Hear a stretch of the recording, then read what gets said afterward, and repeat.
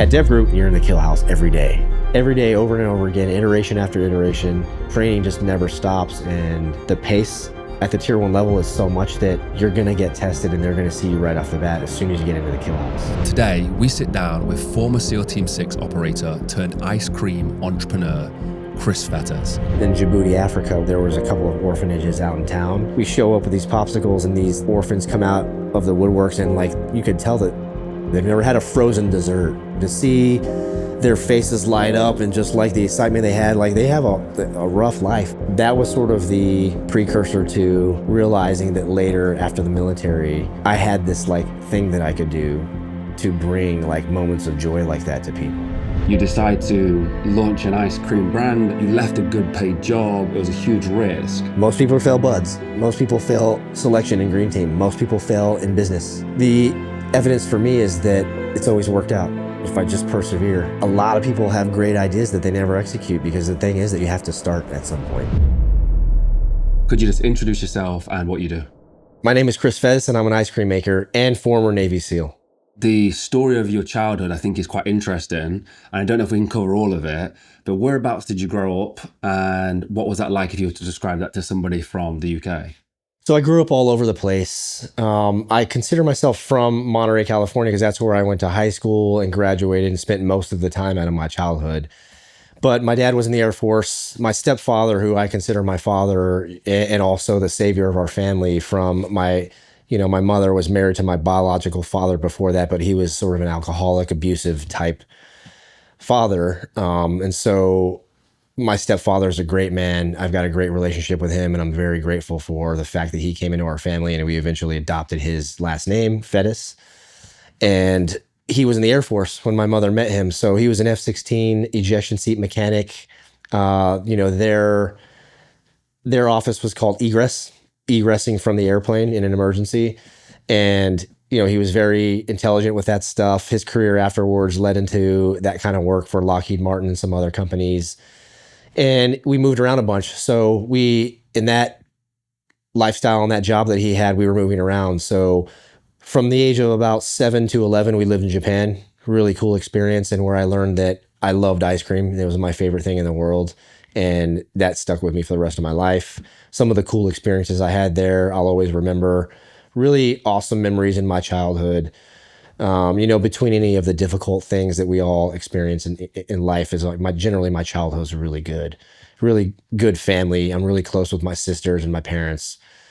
From Japan, we went back to the States to South Carolina. So that's where I went through middle school, the latter end of middle school, before high school. And then from there, we moved to California.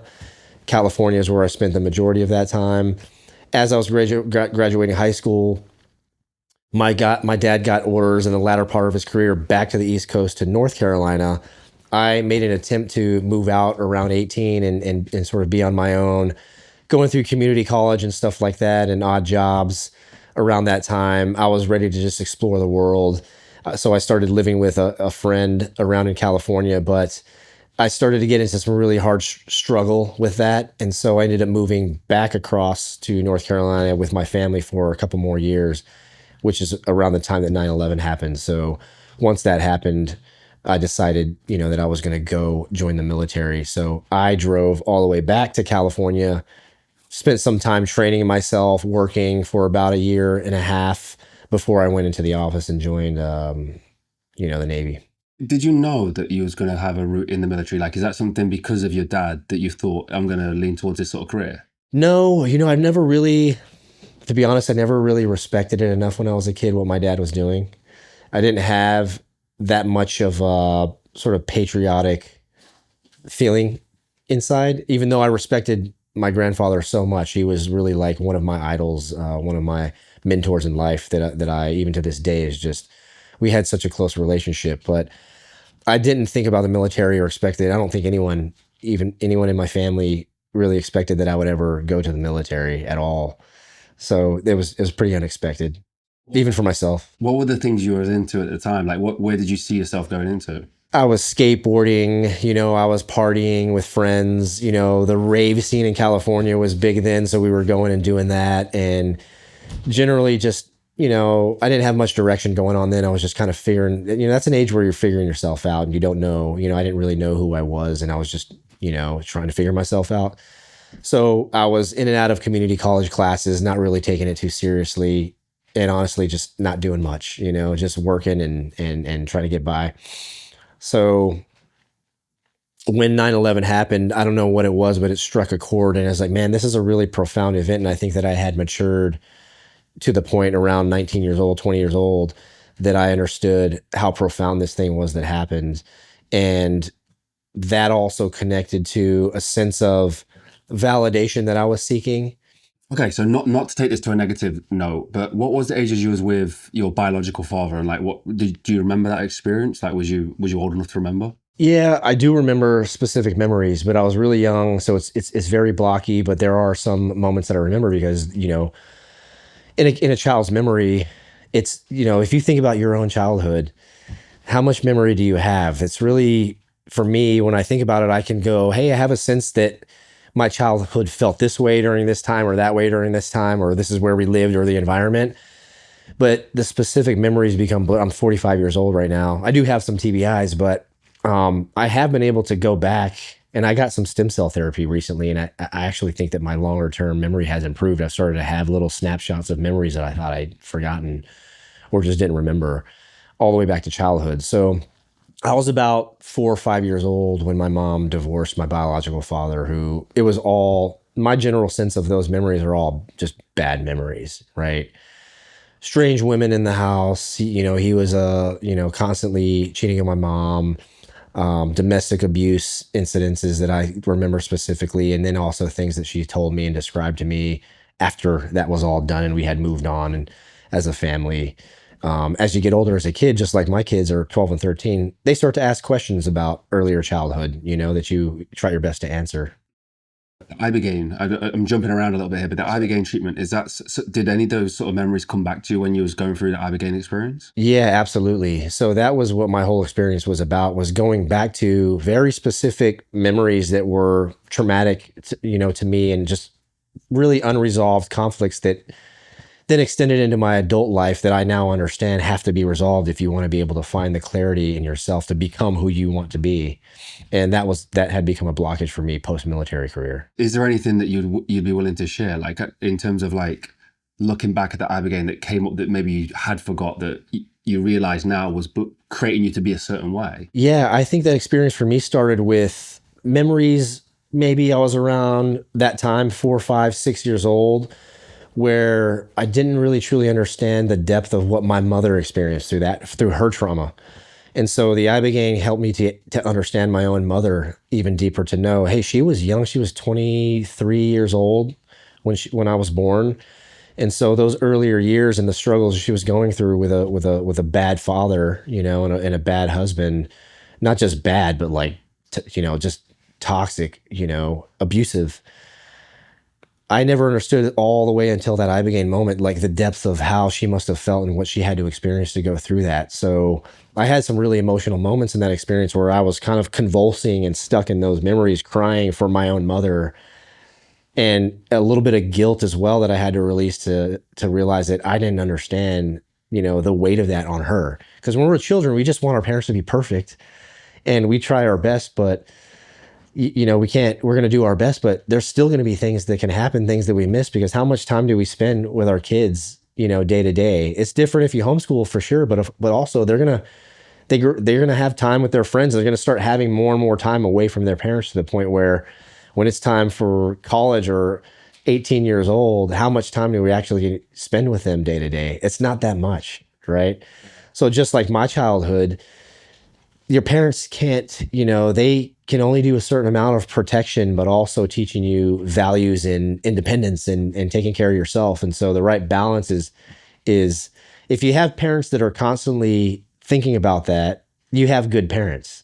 So whether you perceive them during that time to be good or bad, once you become an adult, you kind of realize, if you have parents that did the best they could, you can forgive them for anything that you resent and resolve that. And my suggestion is to resolve that as soon as you can, and not carry it into your 40s and your 50s and on, or never resolve it in some people that I've met that I know.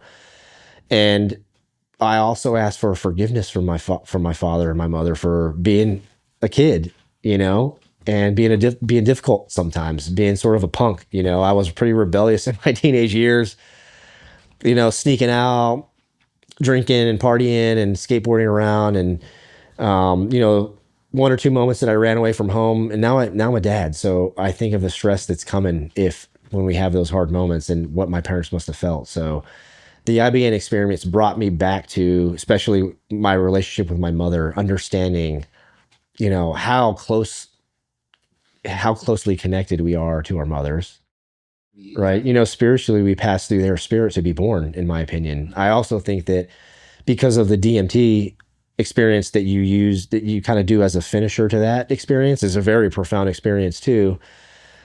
I learned in that moment for me that I believe that we pass through our mother's spirit again when it's time to go. Even if your mom has passed away before you, I think that one of the last things that you might feel when it's time to move on to the next experience of whatever happens after death, is that you pass through your mother's spirit again, right? So you always return to your mother. I love that thought. That makes me quite emotional, to be honest. That's yeah. Okay, let's take it to a happy moment as well, because we spoke yesterday about the first time you really felt a connection with ice cream, and it was in Japan, and your mum was involved in that memory as well. So yeah, let's talk about that. Yeah, I think I was probably around 7 years old. The way that base was set up was really cool. It right off, this is Misawa Air Force Base, Japan. So right off base, there was a street I remember called Greenpole Street, and I used to love. My mom used to take me there. Me and my sisters. They would always have festivals on the street where you see like the lamps hanging down and all the activities and vendors along the street. And I really remember the smells of all the delicious foods and the noodles and the emochis, you know, and, you know, they used to have these little turtles in a pool that you could, you know, try to get for pets. And so we would always ask mom, can we get a turtle? And then, you know, we never could. Maybe we did once, I don't remember, but it was just a good vibe going down there. And I always remember that. And so right back on the base, there was like the exchange area. So there was like an arcade there that I have really great memories, because that's when Street Fighter 2 came out in the world. And we used to go, and you didn't have to have your ID to get to that part of the base. We have a similar setup here at Naval Air Station Oceana.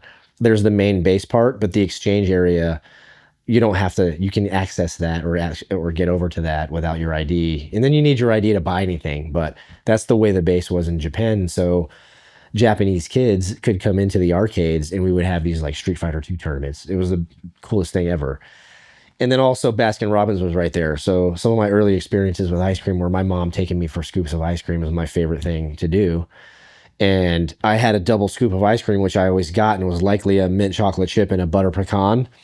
And we're walking back out to the parking lot, and I just reacted to the first scoop kind of falling off of my cone, and sort of that just reactionary thing that you do, because I cared a lot about, I didn't want to waste any drops of that ice cream. And so I essentially caught it with my hand, put it back on the cone, and just continued on doing what I was doing with eating my ice cream. And I just remember my mom laughing so hard at that and going like, you really do love ice cream. So I kind of started from there, I think. What is it about ice cream for you? I don't know. I think it's just that early memory of having ice cream. I don't know how old I was, but I've had babies that customers bring into our ice cream cafe and go, hey, I think there's been 3 times where this is the first time she's ever tried ice cream. You know, or let's see a reaction. Let's see what happens. And it's just like the same thing that happens with adults. Like you said today, man, I just feel really happy after that affogato that you had. A baby experiencing that for the first time, or a kid in Africa at an orphanage experiencing for the first time, was like, it's such a profound reaction. It's always this like, what? That's this happiness sort of reaction. And so I think it was the same thing for me with ice cream. Is I just remember those flavors, and even mental visions of the scooper scooping that ice cream out, and just the way that it looked, you know, and tasted. I just became fascinated with ice cream. It just became my favorite thing ever. Just a quick pause from the episode for a short but important message from our sponsors, Element. If you're feeling flat lately, low energy, brain fog, struggling to focus, there's a good chance it's not a lack of motivation, and it's not caffeine either. it's hydration, or more specifically, lack of electrolytes. But water on its own actually doesn't hydrate you properly unless your body has the electrolytes it needs to absorb it. That's why we use Element. Element just dropped their 12-ounce sparkling cans, and I've been drinking these things non-stop. They're so convenient. I don't just drink them around workouts. I'll drink them whilst I'm on the go, if I'm at work, or if I need them when I'm in a pinch. And they have flavors like black cherry salt, orange salt, lemonade salt, and pineapple salt. All of them have a solid dose of electrolytes that help keep your focus and energy where it should be. If you don't believe me on how much we drink these things, this fridge looks like we've got tons of cans in there. They're all empty because we pretty much drank them all. It's trusted by everyone from elite athletes to military units to doctors and professionals, which says a lot. Element backs it as well. They offer a no questions asked refund. So if you don't like it, you get your money back. And if you live in the US, you get added bonus of getting free shipping. For a limited time, our viewers are getting free sample packs with your first order by heading to drinkelement.com/Mulligan or go to link in the description. Once again, that's drinkelement.com/Mulligan or go to link in the description or the pinned comment and get your free sample pack today. Try it, see how you feel, and then decide. Let's get back to the episode. What was the rest of the experience like in Japan? Because that's one of the places I've still not been, and I wish I could go. Well, hopefully we'll find a project out there that we can go to, but Japan seems like quite a magical place to me. Misawa was awesome. I broke my arm. I think I was 8 years old. I was riding my bike home from that same arcade with a friend after school, and he kind of like crossed over the path of my wheel, and it whipped my wheel, and I flew off my bike and broke my arm. A car stopped, like screeched right over me and almost hit me. And then they were nice enough to drive me home. So when I got home, of course, my mom was distraught. I went and got, my broken arm fixed. And the broken arm led us to go on a trip to Tokyo. So I had to go to some doctors in Tokyo because it was kind of a compound fracture. So me and my mom got to go on a trip to Tokyo. That was an amazing experience. It's just like one of the coolest cities. I also remember, I grew up in the 80s, so the video game era was huge. It's like when the first Mario Brothers came out and Nintendo launched, Game Boy. Sega Genesis also launched shortly after that. So when we went on that trip to Tokyo, I remember Sonic the Hedgehog had just dropped, and it was like, it blew up. It was all over Tokyo on every screen that you could see, kind of like Times Square with Sonic the Hedgehog. So I was all excited about that trip. Cool experience there. There was a place called Lake Tawada nearby we used to drive to that had snow monkeys, so you could kind of hang out with them and feed them. And that was cool. And they had hot springs there, and just everything in Japan was such a cool place to go to. I've got some family there still that, I haven't been back, and my mom used to visit with my grandfather pretty often every couple of years, but I really want to get back there. I was semi-fluent in Japanese, because they taught us that in elementary school. And as kids, it's much easier to learn, but that kind of went away over the years. So. Okay. Well, you have to make that part of the series is going back to Japan. If you manage to do the ice cream series, that'd be really cool. There's so much cool stuff there. They have mochi ice cream is one of my favorite things, like one of the best inventions ever. So I've got ideas for my own version of mochi ice cream once we get going with the brand. If, once we kind of get some brand recognition and start to break into novelties, I've got some killer ideas for that. I love all the influences in all your stuff. Like, it's not just like the seals. Like, you've got tons of different influencers, which is super cool. Especially to like bring that into the brand. Like, the brand obviously represents yourself. Okay, so take us back. So 9/11 happened. Do you remember where you were when that happened and like witnessing it all? Yeah, I was living in North Carolina at my parents' house, and I was 19, I think almost 20 when that happened. I was a bank teller in a bank. That was just my job, my day job. So I remember when it happened, I was working that morning, and customers started coming in distraught and talking about it. And I said, "What's going on?" So they put it up on the TV, and I was literally working that day watching it happen on television, and just being kind of like blown away to this thing. So I remember going home that day, and my parents watching it, and we were just kind of like, it was kind of a silent evening. We were just watching this happen on television. We didn't know anybody there. I didn't know anybody in New York. But I think that I had reached at least a point of maturity at that age to realize this is a really important and profound thing happening, right?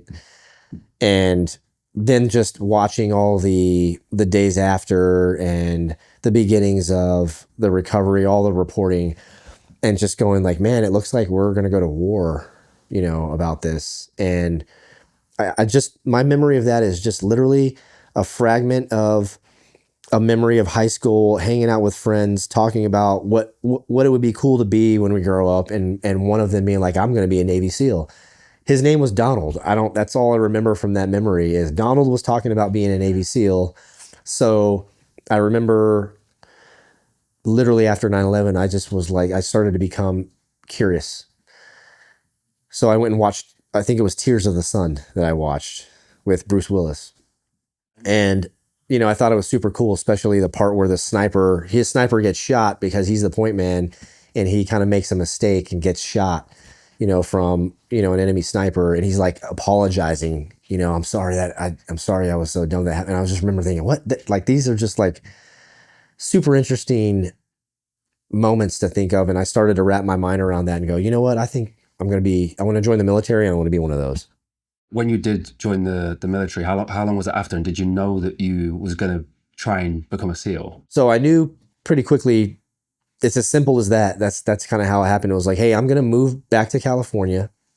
I'm going to work because I really just missed California, right? I wasn't, I enjoyed living back home for a little bit, but it gave me a couple of more years to sort of learn my lessons from trying to be on my own the first time. And then I was, my grandparents were still there and I wanted to go to LA. And, I was into, honestly, this is kind of embarrassing, but I was into like theater and acting and community college. And that's really, the creative classes are the things that I always thrived in. So in high school, I was in art class was my favorite thing. I got a lot of cool paintings. I won some sculpture contests there. And then when I was in community college, like the easiest classes to get into were these theater classes. And so I really enjoyed those. And I ended up moving back to California for that reason and to start training myself, knowing that I was going to join the Navy from there at some point. So about a year and a half after I moved back, I went into the office and joined the Navy. Wow. Okay. So what was that experience like? I was working at Outback Steakhouse. I was a waiter, just, still doing my thing, but I was training a lot in between, just push-ups, sit-ups, running a lot, swimming more, all the things that I knew. The only thing that I read education-wise to learn more was that book Warrior Elite had come out. And so it described stuff about buds, but I always, even to this day, the way that I operate with anything challenging that I know is coming is to avoid sort of anxiety buildup. I just kind of find out what it is and what the preparation is. And I try not to dig too much into it and worry myself and just kind of wait for it to arrive, So that's the same way I handled buds in every evolution in buds was, I don't want to know too much about it. It's a 50-meter underwater swim we have to do at some point. I'm going to practice for it. And then when that day comes, I'm just going to jump in and do it, And your buds experience? It went good. Yeah. So I joined the Navy. I went right to boot camp. Went through boot camp 8 weeks. They have different roles that you can be in. I knew that the reason I was doing this was not just 9/11. So that was honestly the catalyst for doing something with my life. The real reason was for validation. So with all that moving, which was great experience that I actually now appreciate and more grateful for now, after resolving all sort of like the personal traumas and things from years ago and now becoming the person that I really want to be through all of that, I can appreciate a lot of the childhood and the memories and even the harder, darker things with the wartime stuff and my experience in the SEAL teams is like, it's moved from being emotional to the pain of it, right? And the bad things to gratitude for all the great things that they were and just a better perspective on all of that. So now I get emotional. If I get teary in the eyes or get emotional, it's because I'm having great thoughts about my son's thriving. And it's like, man, I really sacrificed the last 2 or 3 years to get to now. And I'm so grateful for it. So it's the same thing with my buds memories and all of that. And man, it was hard, but man, there were so many great moments during that. And I was lucky enough to get through on my first try. I really struggled in third phase because I made it, I had a cheating mistake. I've talked about it before. And I've got buddies from that class that are now all doing cool things out there that, have probably heard me talk about that. They go, yeah, I remember that, I was the guy that had to carry around the giant helmet and do all the extracurricular stuff because, for Chow PT, you're supposed to have weighted magazines, and everybody had gone into the Chow hall already. And I was like one of the last guys. And instead of going, hey, instructors, I need to go get weighted magazines, I just jumped up there and did it. And I got caught for it. And so I almost probably got rolled back in that phase and have to go then repeat that, or dropped altogether. But, luckily I had enough buddies that had gotten through Hell Week with me that I started that class with that kind of vouched for me and say, hey, he's a good dude. We should keep him around. We want him around. And so the instructors listened to that, and I made it through, right? It was rough, but I made it through. First two phases, piece of cake. I kind of flew through first phase. I was number one on the obstacle course every time. Second phase, we had some studs roll back into our class that had got rolled from the previous class. And there was about 40 of them, and they were all awesome dudes and kind of joined up with our class. And so second phase was not really too difficult. And then third phase was tough for me, but got through. And same thing with green team, got through the first time. I don't think I was the best ever, but I wasn't the worst. So I made it.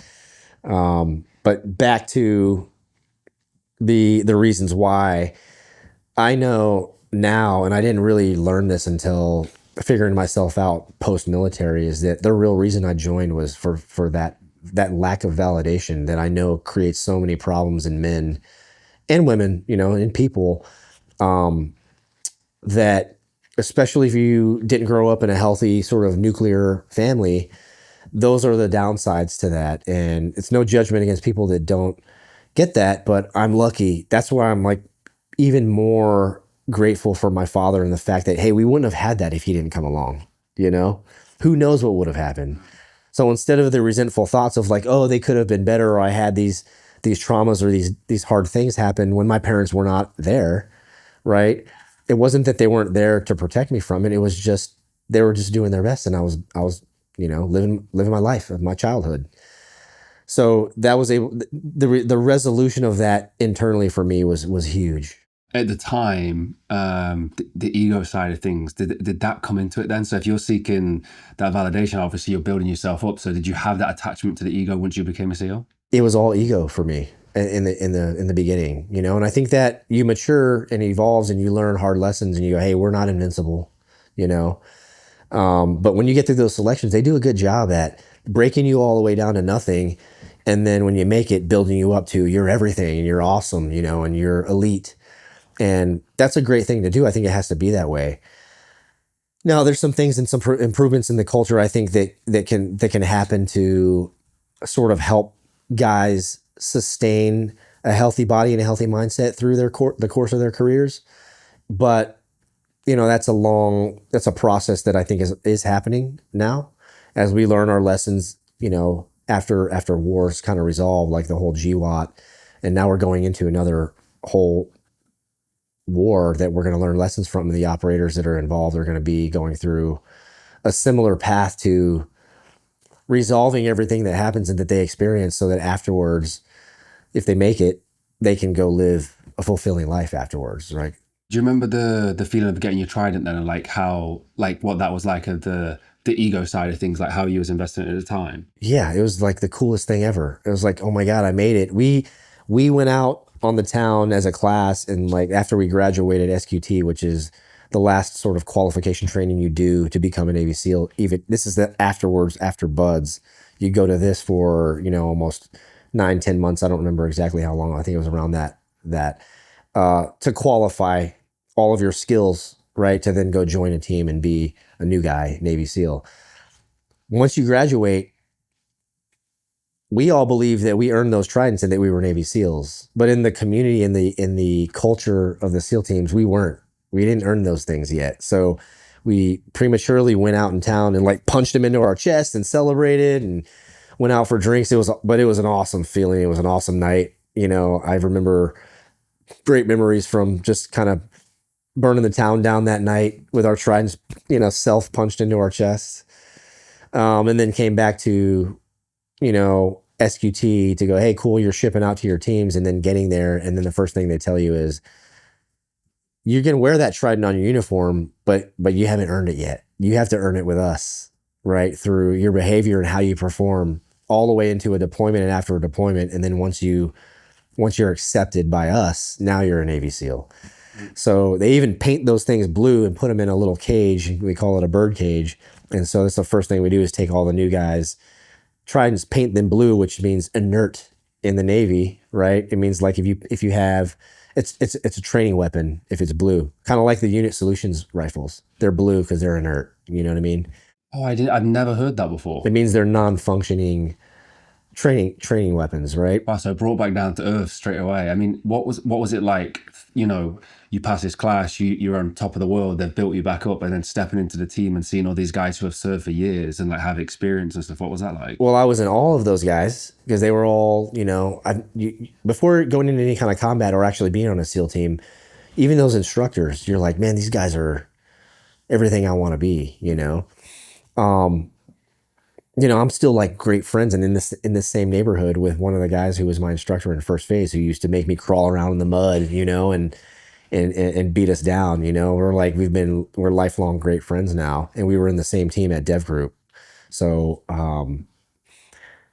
then as you evolve through and you learn, okay, now you're one of those guys, and you start to learn their different reputations, it kind of brings it down to earth a little bit to realize, they're human too, and they're teammates. They're not just your instructors after that. They're going to be your teammates.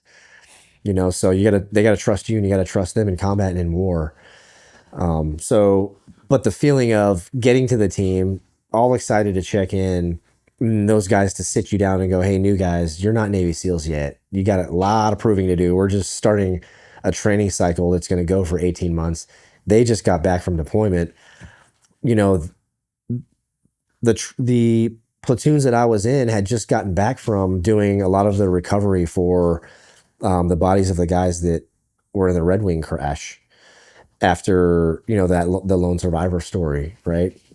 So they had just gotten back from that deployment, and we were joining up with them, so to us, we were like, man, we're joining up with these legends that just got back from this. And, so for them to sit you down and go, we're going to turn this blue and you got to earn that, is kind of one of those like meh moments, brings you back down, and you got to start from scratch and earn your way in. So just a quick interruption from our sponsors, Marek Health. As a heavyweight ultra runner and an entrepreneur and somebody who's conscious about their health, I realized something quite important. Most people don't have a health problem, they have a clarity problem. They know that something feels off, but they don't have real data or they don't have real guidance.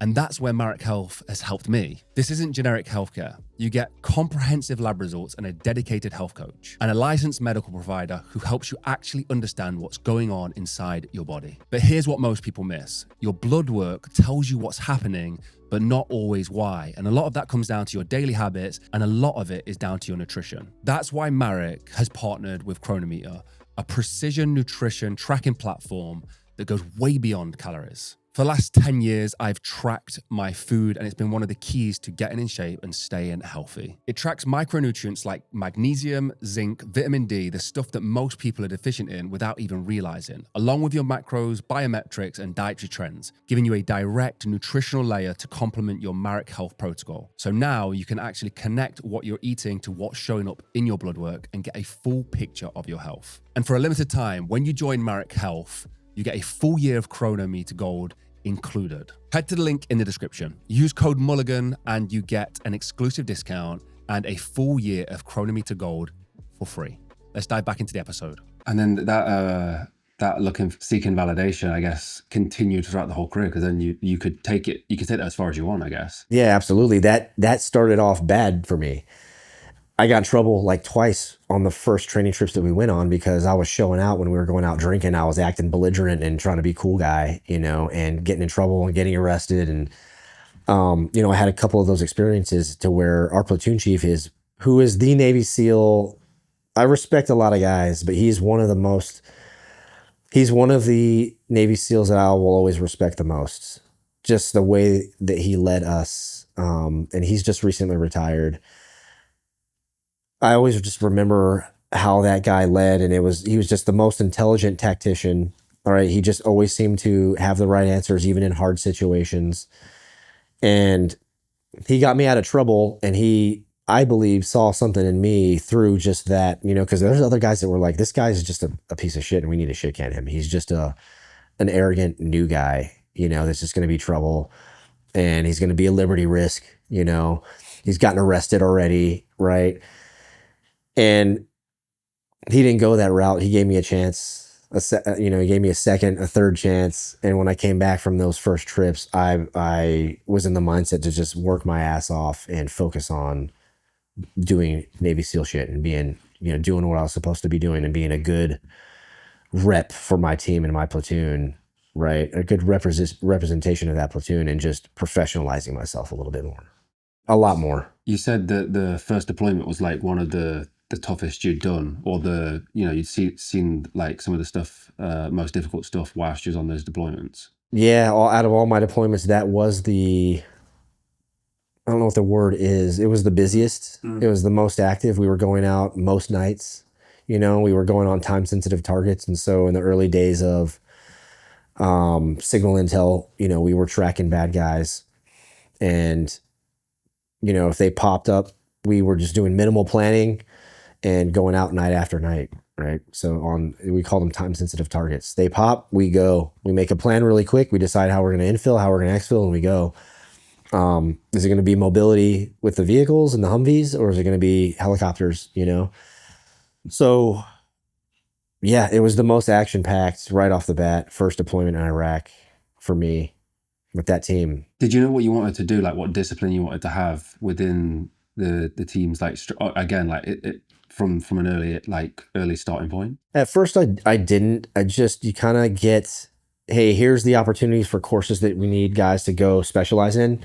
And, I went to a comm school right off the bat. So I didn't enjoy being a communications guy, the radio guy or whatever, but we were self-sufficient in the teams then. We didn't have augments like we did at DEVGRU with, Air Force PJs as medics, or Air Force CCTs as air control guys, or certain selected Navy guys to be communications guys, like radio guys. So we did it ourselves, but that led into something I really did enjoy, which was doing the tactical air control. So all the calls for fire, controlling stacks of aircraft on every mission. I really enjoyed that role. So, I ended up doing a lot of that work on my first deployment, but I also got to do the next most interesting thing, which was I wanted to go to sniper school as soon as I could because of that movie, right? I was like, dude, the sniper's in the front. And he kind of leads the team there. He's in the most danger at least until they get there, and then he's security, while everybody's operating. And it just was like the coolest thing to me. So, through all that time growing up, I did a lot of laser tag. We did a lot of, soldiers games. And so that all comes back into play when you're going to train to be an operator. It's the same thing. You're playing soldiers, What was a sniper school like? Sniper school was awesome. We had a really cool class. One of my best friends now, he owns a really successful government contracting business now, called the Ascendancy Group. He was the honor man of that class. And so, we stayed great friends, forever afterwards. And I had a great time in that class. I really had, it was kind of remnant of what happened in Buzz, like the end part of the course. It's a long course. It's 12 weeks. And when you get out there, you're in the middle of Camp Atterbury, Indiana, and we were in the winter, so it was snowing. We're doing stalks for hours through the snow, trying to shoot through snowstorms and pass tests. It was a cool integration of West Coast guys with East Coast guys, and I felt like we really thrived in that class. We had some good times out on the weekends too. But instructor wise, we had a master chief that, I don't know the guy super personally or anything, so I don't have any hangups about it anymore. But at the time, I had a pretty bad hatred for this guy because my grandmother passed away in like 2 weeks from graduating. And so we had to pass a certain number of tests, and I needed to fly out to her funeral in California, which meant I would have missed a single test and probably a stalk, which is also a test, where you have, a certain number of hours to stalk up to a target into a shot, and then but also where they can't find you, they can't see you, because they're going to try to spot you and identify you. If they do, you fail, right? So you got to get a shot off, from cover, concealed, where the instructors can't glass you, they can't find you, right? And to succeed, to pass. So I was going to miss those two things, and that Master Chief sat down. And I said, basically asking for permission from them. Can I go to my grandmother's funeral? I have a really close relationship with her. She's my Japanese grandmother, and I want to go to the funeral and then come back and finish the course. His answer was, yeah, you can go. And I was like, okay, awesome. Yeah, but you're going to have to start the course all over again. The whole course? Yeah, the whole course. Like, well, why can't I just do the tests, right? He was like, no, this doesn't work that way. You're going to go through the whole thing again. My team needed the qualification. I didn't have 12 more weeks away from the team. I had other things to do. And it wasn't just that. I was like, so one of the things I regret to this day is that I didn't go to my grandmother's funeral, because when I talked to my grandfather about it, he said, your grandmother wants you to go to the course. We're so proud of you. He was so proud of me for going to the SEAL teams. He was a Vietnam veteran, 82nd Airborne, retired as a colonel. And there's a really, really close relationship all the way through my childhood with my grandparents. And he said that, and I took his word for it. I said, okay, I'm going to stay here. And when the funeral happened, once it was over, I broke down crying in my room with my roommate, who was a guy in my platoon at Team 10. And he didn't understand what was wrong, but I was like, dude, it's just, I kind of hit it. I didn't explain it to anybody. We finished off the course, and I just left that course super bitter with those instructors for a long time before I was able to let that go. I know his name and I could blast it out there, but it's been, 20 years since then. So we've all changed, and, things are the way they are. So I had to miss my grandmother's funeral for sniper school, but now I see that as, a great qualification to have. And the struggle was not the sniper school for me. To get the qualification, I had to go through that moment, that really tough moment. And, so now that became everything to me. It was like, hey, that's my qualification and my specialty. So that carried into development group, where, the minimum requirement to go into the recce team back then was at least one deployment as an assaulter, and then the recce team will screen you and select you into the recce team. So there's only 4 of those guys per small team. So it was almost like another selection, right? With a little bit of a shooting course, you had to have a good reputation, and then those guys all had to agree to bring you into the recce team. So that's what I did. I had a guy that was really a legendary sniper for, at Red Squadron, that then came over to Silver Squadron, and helped commission the squadron in 2007. And, a guy I really respected, brought me over to the recce team. I was going to ask you what was the hardest part about sniper school then, but it seems like it was completely different. I think the hardest part was the personal part of it. It really canceled. I remember some of the hard things, but nothing was as hard as that moment, and that anger and just that resentment of missing that, and I was so angry inside towards the end of that course. Even when we graduated, I just wanted to get home. I didn't go out and celebrate with the guys. I was pissed. When you got home, did you have some time to grieve? Like, was your grandma buried? Did you manage to get some kind of closure? She was cremated, and my grandparents lived on Pebble Beach, was an amazing, beautiful beach in Monterey, California. So spread her ashes out there, but I didn't get to participate in any of that. So I kind of buried that a little bit. I felt very guilty for that, and I think I attempted to apologize to my grandfather once, and he just kind of, I didn't know how to do it. And I wasn't able to ever really apologize for that. I just missed it, So I think that he was probably always okay with it. But for me, especially later on, I was like, man, going back now, I would have found a way to do that. And just, those things are important. The birth of your children is important. Certain family members passing away is important. So Some things you have to miss though, but I wasn't at war. I was in sniper school, you know? Yeah, I mean, that is tough. With I don't want to lose sight of well, as we're talking through your career, I don't want to lose sight of the ice cream like lineage as well. So is that relevant at this point? Like, are you still finding time to craft ice cream? Would you take it on these first couple of deployments or anything? Or No, I think that there was a gap where I intentionally put my creative side of things away, right? To be a professional, to be a Navy SEAL, it was more analytical thinking for me. I got creative with my gear, and I like to fidget with gear and create things, That actually reminds me of a cool thing that I remember in third phase of Buds. I had an instructor who, I'm friends with now. He invited me onto his podcast. And he had recently come back from sniper school when we were in third phase. And I was going through that rough time with my cheating mistake, right? But they kept me around. So one of the last evolutions you do in Buds is this, like, they call it the island or the rock or something like that. And, you take blanks and real guns and real weapons and you go do a mission on this island. And there's a lot of trekking and infill and all this. You do essentially like a mock-up Navy SEAL mission, right? And it's cool for us because it's the first time through the whole training we've actually gotten to go do mock-up like SEAL missions and ambushes and things that you're going to start learning, right, in special forces soldiering. And this instructor, I had created this like sling that I thought was awesome to carry. I was an A-dub. I was a machine gunner on those ops in Buds on the island, and it's heavy, right? But I was like being creative. I created this. I remember we got to, we took boats over to come over the beach for this mission, and he was standing there, and he goes, "Hey, come over here, Fettis."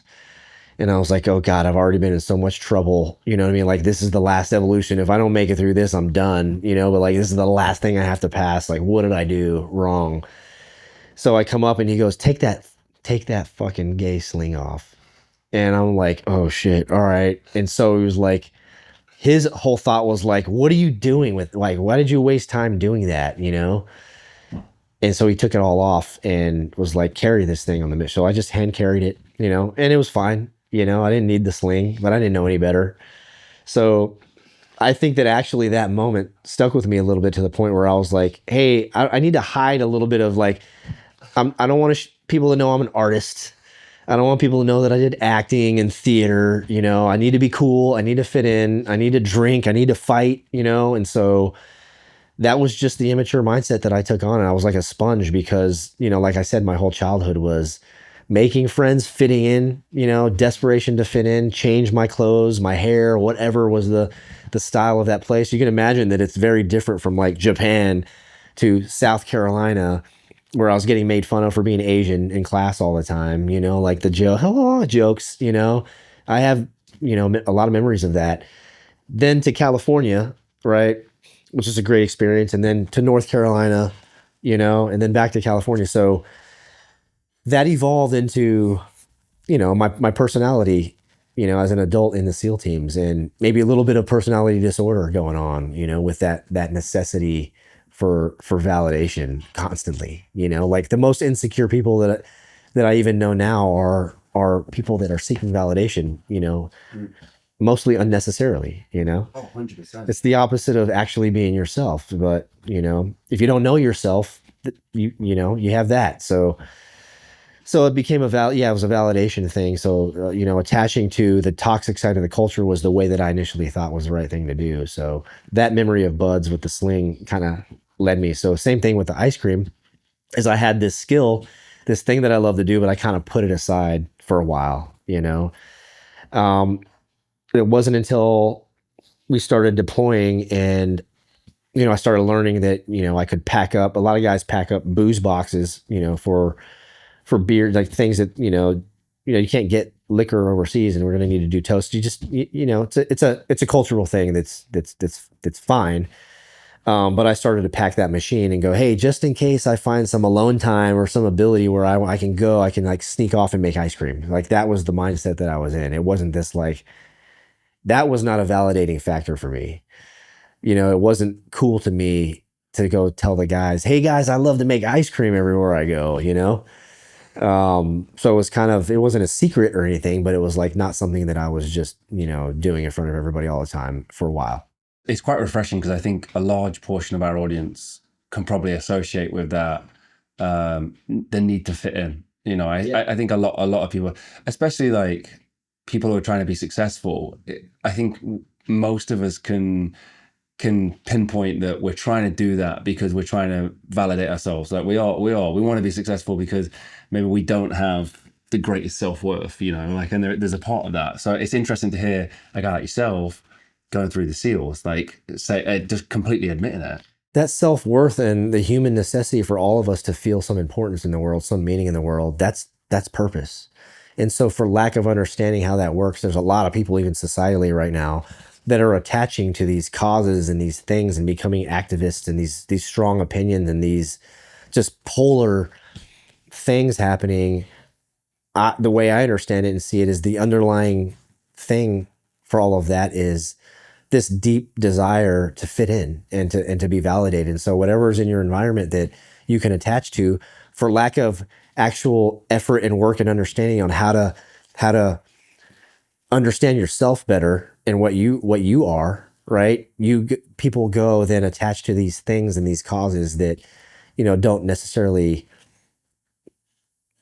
they're not, in my opinion, actual activists with the intention to execute any action to improve those problems than to just go scream and yell about them so that, their peers around them or people around them in their environment accept them. It's like some sort of social acceptance and validation into these groups of people, So it's the same thing with like Navy SEALs. If I had that same issue and I hadn't had 9/11 happen and gave me sort of a catalyst to go be a Navy SEAL, I might have been in a gang instead, because I would have still been believing that the validation I needed was there, right? And so then I go join a gang, and I started to get into that actually a little bit in California. We had a bunch of little gangs and things, and I'm glad that I didn't get too into that before moving back home, because I was starting to devolve into that kind of thing. Is like, man, I'm starting to get involved with the wrong types of people and the wrong crowds,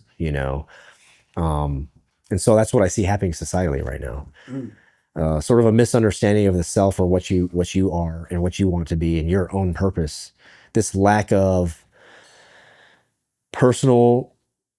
deep personal responsibility for every one of us to realize that you need to understand what you're here to do, right? And what your purpose is in life, as opposed to just kind of free floating around and being reactive to everything, and then attaching to these toxic ideologies and things that are just creating so much chaos out there right now. I'm not trying to just stem onto the back of what you just said, but we spoke in the car about in the SEALs, it was very culturally understood that there's a drinking culture attached to this, and like it was almost like negatively looked upon if you didn't drink. With that need to be accepted as well, like for you, that's like that on steroids. Like it's like it's something I'm not really that into, but I need to do it to be a part of this group of people that I want to be associated with. Yeah, there's another invisible layer of selection that happens besides just selection, and that is validation and acceptance from your team into the team.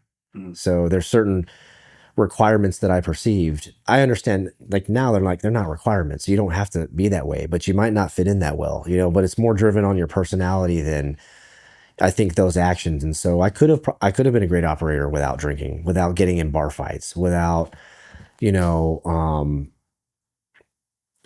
just any of those sort of behaviors that I now see are unnecessary for me, and still fit in. But I didn't understand that at the time, because the thing that you really judge the most to fit in is how you operate. That's on top of all of that. So understanding that, I wish that I knew that then, to go, hey, I can drop all of this stuff and I don't need to do these things if I don't want to fit in, right? And still be trusted, as long as they see how I perform in training, and especially in combat. Because there's a lot of people that perform way different in combat than they do in training. And, when things get difficult in combat, you have to be able to trust each other, and you can't have anybody hesitating. You can't have any, right? And so some people perform really awesome in training, and then they are just like not there in combat for some reason. And so those people don't typically last long, but for sure at DEVGRU, that can't happen.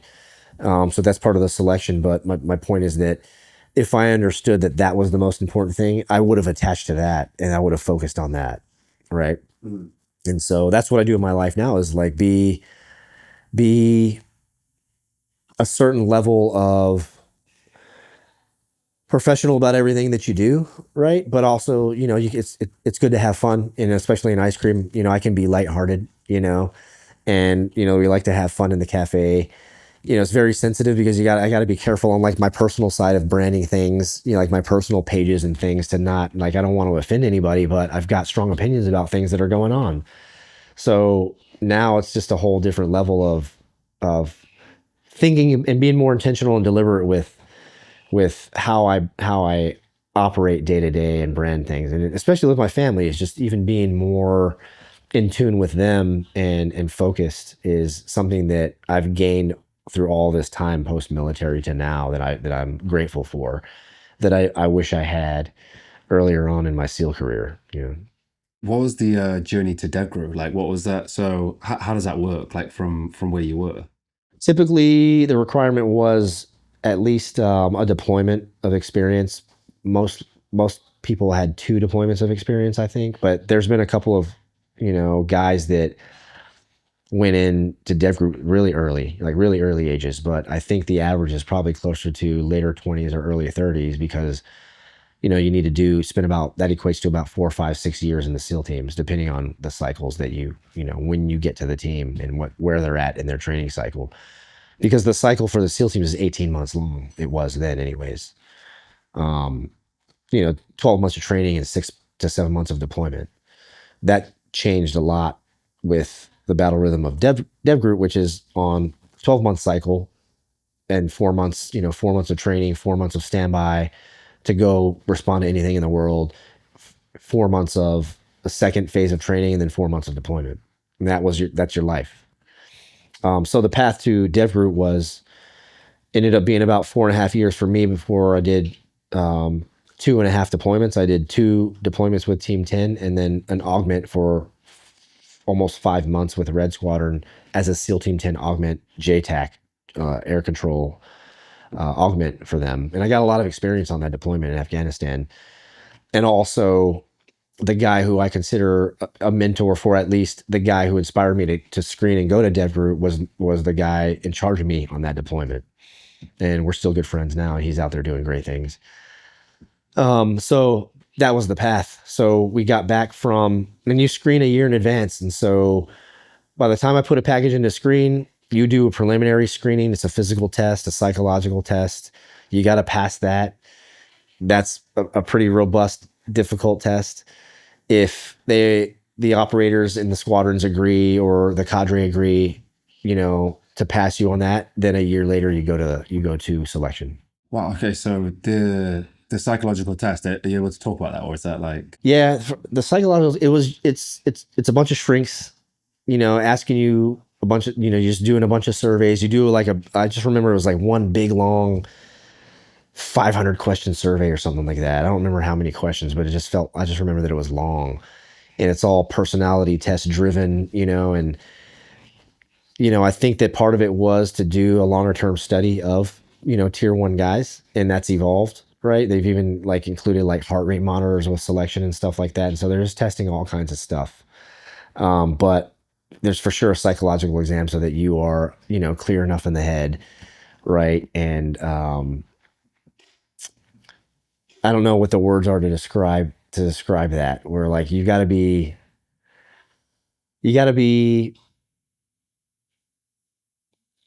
there has to be a certain level of mental clarity for you to get through that. You can't be one of there's certain personality traits that are gonna flag if you don't pass that psychological test. You know what I mean? Mm. So I don't really know. I haven't really studied into what that means, but I just imagine that it has to do with personality disorders. Maybe too much PTSD right before that. Those kind of factors to screen you out of that. And, it's not that I'm to say that guys don't have to, like, if they actually do legitimately have PTSD, but even if they're unaware of it, that you got to pass that test to get in. Right. So I've heard different things about the selection process for DEVGRU. Is like from buds is completely different, because one of them, they're trying to beat you down and find out if you made it, whereas DEVGRU, they're just trying to see if you're capable and if you are up to the standard. yeah, so it's a test of, I think if buds is more of a test of willpower, right? How far are you willing to go before you quit is generally the feeling of that before you even learn any skills, right? Green team is you've already got the skills, you've got experience, you're competing with other guys that already have the skills, and it's more of a test of, I don't want to say it's not cognitive intelligence, because there's plenty of really intelligent guys that didn't make it, but it's more of a test of trainability. So I feel like the right word for that is trainability. How trainable are you? How quickly can you shift from one procedure, be told another procedure, and then apply that to your tactics immediately? And so, like, that's the key for green team, right? Finding the guys that learn after a mistake right away and then don't make that mistake again is the key to that selection. So that's stressful. What's it like when you arrive there? I mean, if your ego is high when you arrive at the best of the best, what's that like? Yeah, I think that arriving there was vastly different from buds, because I had experienced enough time in the teams to realize these are the tier 1 level guys. These are like the NFL guys, So if I make it to the NFL level guys, I already need to start with, so I started that with a certain level of readiness to just get in the mix, right? And so there was no more, like, in that experience, there was not much room for any kind of like hazing or any of the stuff where, hey, you have to be a new guy and prove yourself. It's like, I think that the pace at the tier 1 level is so much that you're going to get tested. That doesn't have to be engineered into the program. Like, you're going to get tested, and they're going to see you right off the bat as soon as you get into the kill house, and you're in the kill house every day. In the SEAL teams, I wasn't in the kill house every day. I was in the kill house once every 7 months, couple times when you go through that assault phase, or whatever they call it, this assault phase of training, where you get a couple of weeks of that. At DEVGRU, it's every day, every day, over and over again, iteration after iteration, ranges, so training just never stops. And so it just, you don't have time for anything else. You just go right into it. You go right into having to perform, right? We was with Kyle, which we'll talk about later. I need to ask you some questions specifically on Kyle, because he had a really funny story of how you guys met, and I wonder if it lines up with you with yours. Kyle Morgan. Yeah. But just before we go on to that, he's one of my besties. He's a really cool guy.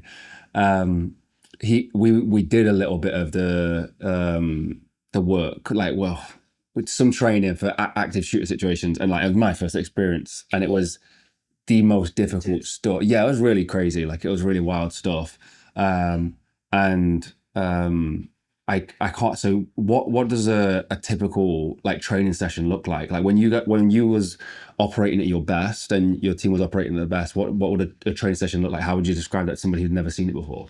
Yeah, we know that we'd have training like in the kill house, for example, and it's a really robust training facility. Hey guys, we're going to be, we need to be all jocked up, ready to go at the kill house at 6 a.m. or whatever the time is, right? So yeah, you just have to plan that day. You need to get into your locker maybe the day before, make sure all your gear is good to go, right? But as you do iterations, especially when I was a new guy, it was like after a week of that, I was ready to go, because you go into the kill house and you figure out what works on your gear and what doesn't work, and you start to remove shit that you don't need. And that's a constant evolution through your career, is like constantly getting rid of and adjusting for what you're doing, right? And so that was a different thing from what I learned at in the SEAL teams. I did a little bit of that, but it wasn't to the level that it was at DEVGRU, where it was like, hey, we're constantly evolving our gear, our tactics, how we handle things based off of lessons that we learn on missions and after action reports, right? So But then, yeah, so then you head over to the kill house and you're ready to go. And we're just doing iterations with different scenarios all day. And so it is probably similar to the way that Kyle runs his courses. Here are the parameters for this run, right? There's a hostage in the back, or there's a room full of students in the back, and there's an active shooter that's somewhere in here that entered from this door, right? And you don't know if he's the only one. So he'll give you the same thing as you get the parameters. Just like in selection that day, you got to listen because you get the parameters. And if you don't remember them and you fuck up, you could be out, you could be done, So it's a hyper focus that has to happen. So then when you're in the kill house doing that, you're running through those iterations, right? Getting together afterwards, debriefing what happened, right? Talking about it, maybe change the scenario or run it a few more times. And you're just doing that all day, every day. How many of you guys are in it? And I spoke with Kyle. He said they would use live rounds. Is that something that was the same situation with you guys? Yeah, for sure.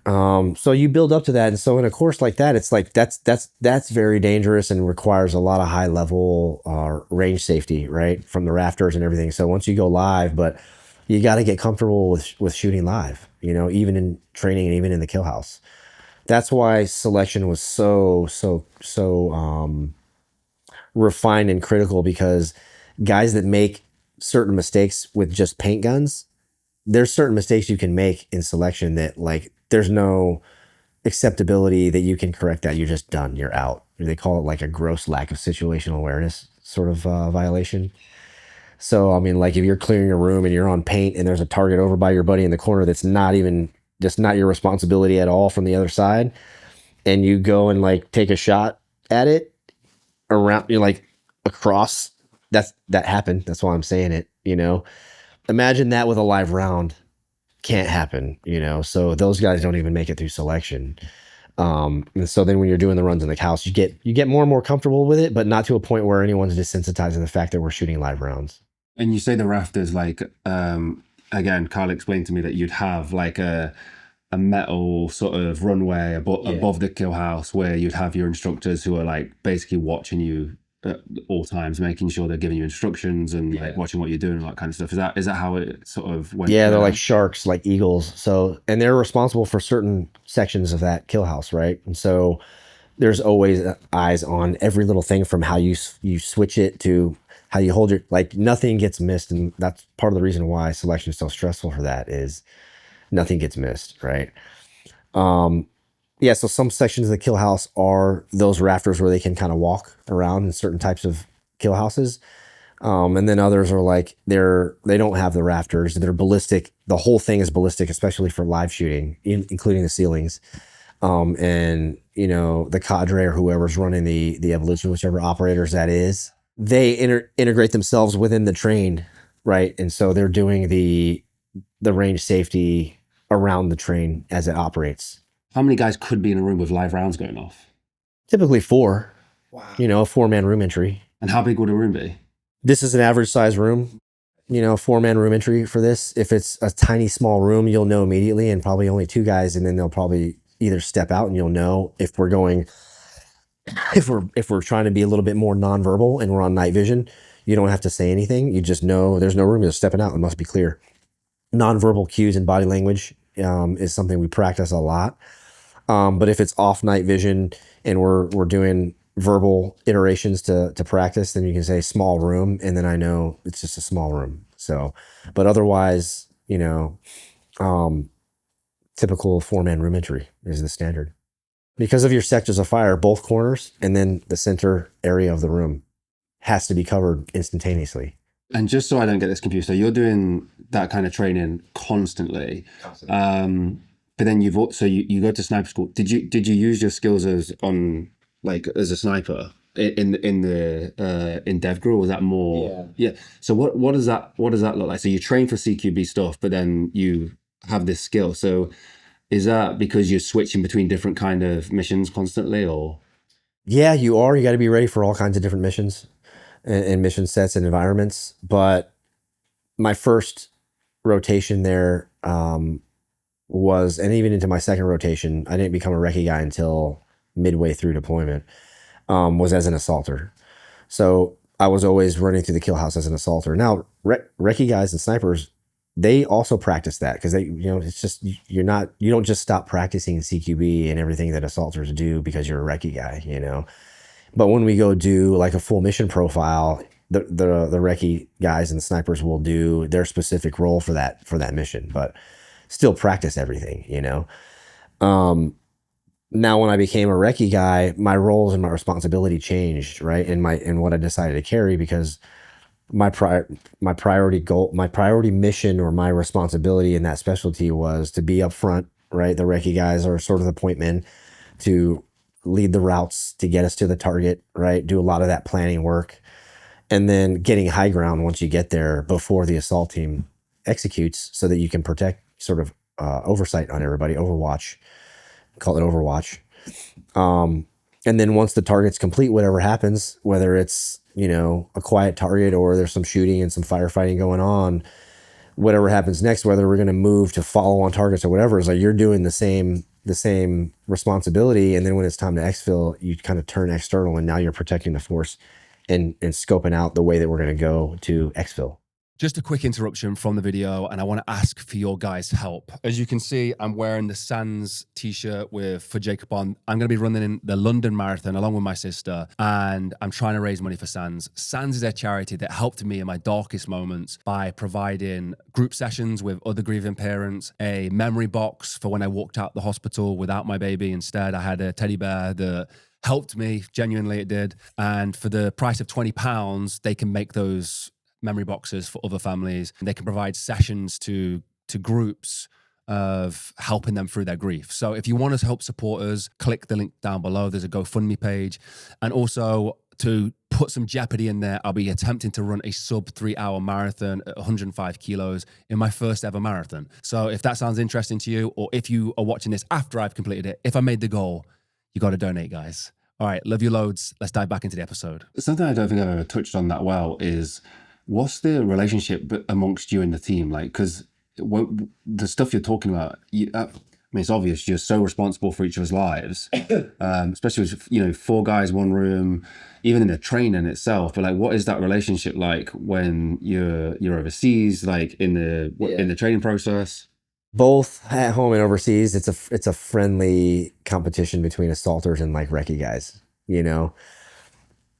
Honestly, part of the reason I went to become a recce guy is because I learned just through observing that those guys oftentimes during the GWAT got the first opportunities or the most opportunities to kill bad guys. So that was another reason where it was like, hey, it's hard to do and go get into that. There's a lot of extra responsibility, a lot of like getting up earlier to do the planning work for the infill, and a lot of staying up later to,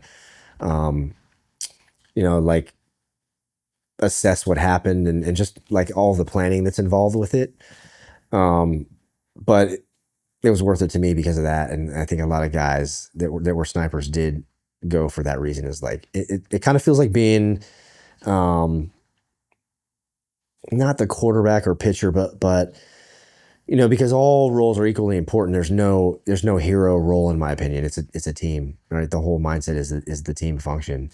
But it feels like you're almost like involved in every play because of your responsibility, so from planning to execution, to the feeling of like, I'm protecting my teammates. Like, these guys are already protectors, but now my role is to protect the protectors and the assaulters. Is like, that was really cool for me. And part of the reason why I wanted to do that immediately. I'm trying to think the film name. It might even be Sniper. Is it Sniper?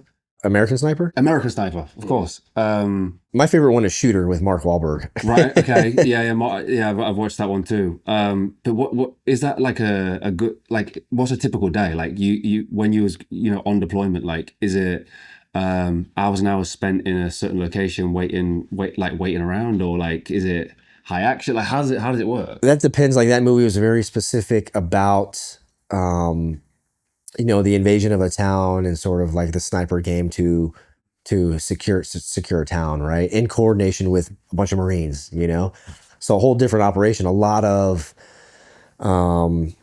laying and sitting and waiting and strategic observation and surveillance, right? And totally different style of operation, a lot of daytime with that, I didn't really get a lot of experience doing that in my career. Mine was always like on night vision at nighttime on direct action, right? I did get a little experience with that daytime stuff up in some mountains in Somalia for some ops, which was really cool. But like the majority, that was a very small percentage of my operating. So I never even really had like a long range rifle. I just had something that could reach out a little bit further as a recce guy in case we needed to get into engagements. It's my role to do long distance engagement. So we'd have different optics on our guns than the assaulters. You know, they needed a laser, right, to do CQB. We had thermals inlines in front of a scope so that we could reach out and see, you know, people from a distance and be able to engage them if we needed to. So, you know, I enjoyed that, but, you know, I didn't have the 300 Win Mag huge long sniper rifle for most of my missions. You know, I did on some missions, but for the most part, you're pretty lightweight, you know, because you got to climb the high ground. And so my gear was always very minimal, lightweight gear. And so assaulters would make fun of us because they're like, you guys are kind of pussies. You don't carry anything. And you're like, well, you guys, you know, are like juggernauts and loud elephants. You can't sneak around anywhere or sneak up on anybody because they're breachers and they're carrying all this gear and they're huge, you know, jack dudes that can just bust in, blast through doors. Where, you know, in my role, I need to be a little bit slimmer, quieter, you know, sneaky ninja type role, you know. So I really enjoyed that. So okay, so and then I guess at this point, the ice cream does come out. Like for his middle part of the career, so you eventually have the ice cream machine out with you. Yeah, so there was a few opportunities I had. One was in a town called Baladole, which is like south of Mogadishu, pretty remote, but we had a kitchen that was there. It was all just dirt everywhere type of camp. But outside there was a small airfield, you know, that we kind of owned, very like dirt runway type airfield. And, you know, there was a lot of nature out there. We were able to do some hoist training with PJs and use pigs that we shot off the helicopters, sort of like cool Black Hawk Down style, you know, hoist those up for the training so they could get their quals for the missions that we needed to go on. And like we chopped those up for Christmas one year on that deployment for like Christmas dinner, you know, pork dinner. And so I started to get into that kitchen and actually pull the machine out, and there was camels all over that airfield. And so, you know, there was a couple chances I had between missions I was planning for where I could just have the local Somalis that we were working with. Hey, how can I get milk, you know, out there? Can you guys get camel's milk? And they got me a couple gallons worth of camel's milk. And then I would just go, I pasteurized it in the kitchen and, you know, just made up some ice cream for fun. What does camel's milk taste like? It's pretty good. It's like this thick caramely, you know, it's like compared to milk, it's more dense and thicker. I think it has like twice as much or more milk fat than milk. And so you can get away with just using the milk itself, and you don't need to have heavy cream, with which we, you know, typically use in the ice cream making world, milk and cream. And it works really good for ice cream. So I actually, now that we are moving along with the business and, you know, cruising towards our third year in the ice cream cafe and then launching with the ice cream brand, I'm curious to source some camel's milk from, you know, some of the farms in California and see if I can come up with a camel's milk flavor.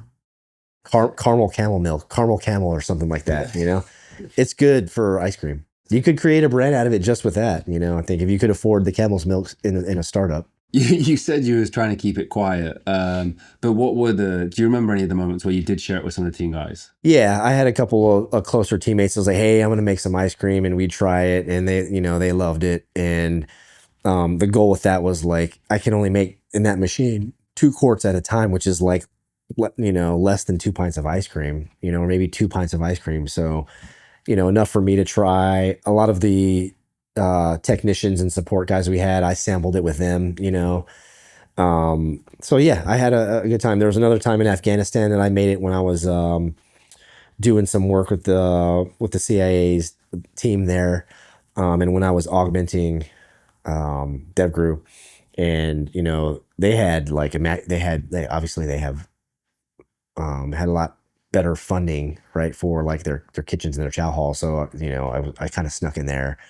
And, you know, there's local Afghans working in there that I was like, hey, you know, can I bring this machine in and make some ice cream, you know, kind of in after hours. So that was fun. Another opportunity that I had to do it. And you told us about another story of an orphanage where you'd like sneak out and take. I thought that was a really cool story. Yeah, so that story in branding, people attach to that because it just sounds cool and different, I think. So that was in Djibouti, Africa, where there was a couple of orphanages out in town that in order to get to those, to go out to those, you had to go through this long, ridiculous process of approval to get off base, right? And in places like that, there was no combat in that area. That was just sort of a staging area for all of the operations in Africa and Somalia. But you had to work there sometimes because all of the operations were sort of controlled there. And you could go do like R&R and go out and like visit sometimes the orphanages, but it felt almost impossible for me to go out there. And at the same time, the chow halls that we had were getting in these frozen popsicles, right? That nobody ever ate. You ever had those like bomb? Yeah. They're called bombs. They're like red, white, and blue. Yeah. Those like stockpiles of those. And they're just sitting there, right? And so I was like, man, this is sad. I want to go take these out to, those kids at the orphanage. And it just popped into my head. It became sort of like a side quest. And I essentially snuck in there with a trash bag. And, I had the opportunity. I was working with, one of the guys in my team that had essentially permission and access to just drive out in town, right? And so we just got up, took those bags over to the orphanage. We didn't go through the approval process. We just dipped out there, which we could have gotten in huge trouble for. The only reason behind that was like when they were allowing soldiers and conventional Navy from that base to go out, everybody was just getting in trouble all the time, with like DUIs and drinking and just like disturbing the peace in the general foreign population out there, and you're like, dude, we're just like those asshole Americans that have a base somewhere that are just going out in town and acting like idiots. It's like, so they had too much of that going on. So it got locked down. So we took those ice pops, and it was just one of the coolest experiences that I had, with a side quest, right? And we show up with these popsicles, and these orphans come out of the woodworks, and like you could tell that they've never tried that before. They've never had a frozen dessert, right? And so to see their faces light up and just like the excitement they had, like they have a rough life living in an orphanage in these like dirt orphanages, So that was sort of the precursor to realizing that later after the military, I had this like thing that I could do to bring like moments of joy like that to people, and so that once I realized that my purpose in life is to move on from that life and go do good in the world, to try to influence the world for good, like I'm here to do good, not evil. And I know that that's my underlying purpose to everything. So if you can at least identify that as a person, it really helps you figure out what your purpose is then on top of that. Like, are you supposed to be a teacher? Are you supposed to, do you like to heal people? Are you supposed to be in the medical field? Do you, are you a salesman? Are you, what is the thing that you do? So you can start to align that with what you actually should be doing, right? To be happy in your life, as opposed to doing the things that don't align with who you are, and then you find yourself in this sort of stuckness to go, you're just not happy and you can't figure out why. I think that it all aligns, it all ties into understanding what your purpose is and then going from there. So that was just one of those moments with the kids that I realized I have something here that I can do. So later on, when it became time to decide to quit everything and go start ice cream business, that memory was in there, Did you have kids at the time? Yeah, they were really young. They were probably only 3 years old. My oldest son was 3 years old or 4 years old. Do you think that might have been a catalyst to like what was the reason why you thought, I'm going to take frozen desserts to an orphanage? I don't know. I think that when I think about it now, I don't really think it was just like kind of like the buds thing. It was like there wasn't that much thinking behind it. It was just more of a feeling. And I'm a very intuitional person. I've always been that way. Even the way that I operated was quite intuitional. I didn't always have the ability to explain why a certain tactic wasn't going to work and that I wanted to do it a different way. That was when I was a team leader, or almost, a 2 under a team leader. I was getting more senior in the team to where you could, make decisions like that. And as a recce guy on ops, like, hey, we plan to go this way, but a feeling that I'm getting, is telling me that we need to not go that way here and go right. And that's hard to do if you don't have an explanation for it. That was tough for me because a lot of guys that are really tactically savvy, a lot of guys I respect that are just like really pure tacticians, they can explain their decision making behind everything that they do. But mine was more intuitional. So that became more apparent, afterwards when I started the ice cream business. It was like, it was hard to discuss with my wife. Like, I know this is going to work. When you're an entrepreneur, you have a vision, and I have visions, and, it is cool to be now in a place a few years later, a couple of years later, where it's all sort of materialized into that vision, even right now in this moment, So, yeah, that's how that kind of happened with, I just was like, dude, there's a bunch of frozen popsicles. There's orphanages that I've learned about. Let's take them and do something with them, You mentioned briefly about one of the big catalysts as to why you felt like you needed to get out was your son. Like speaking to your son had not wanted to get on FaceTime with you at the time. Yeah. Like he wanted to speak to you in person.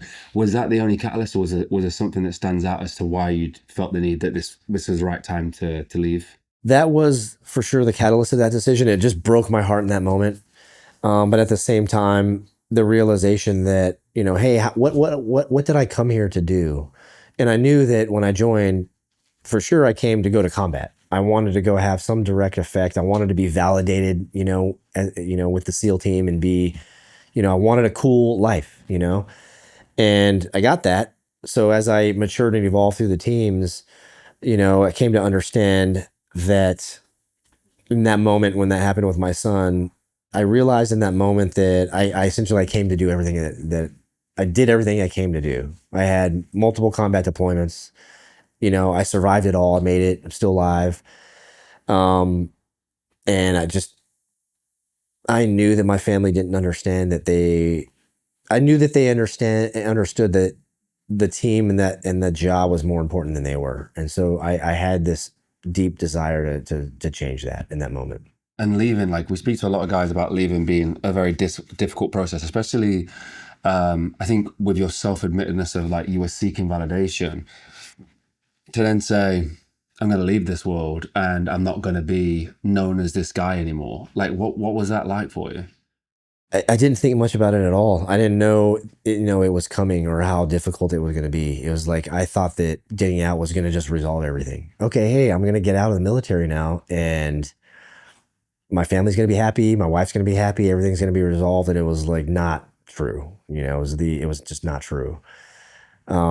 Because you go through this deep sort of moment of the solution for it was deep introspect to realize what I was in that moment and what I needed to be in order to have a happy family and a happy life. And the coming to terms with the fact that I needed to change something. And so that's very hard for like even like the average man to do. Is I think that a lot of us grow up in whether you have a good dad or not, or no dad, societally, it seems like, men are supposed to just sort of accept their place, I guess, as the provider of the family, right? The more like sort of like non-emotional of the family.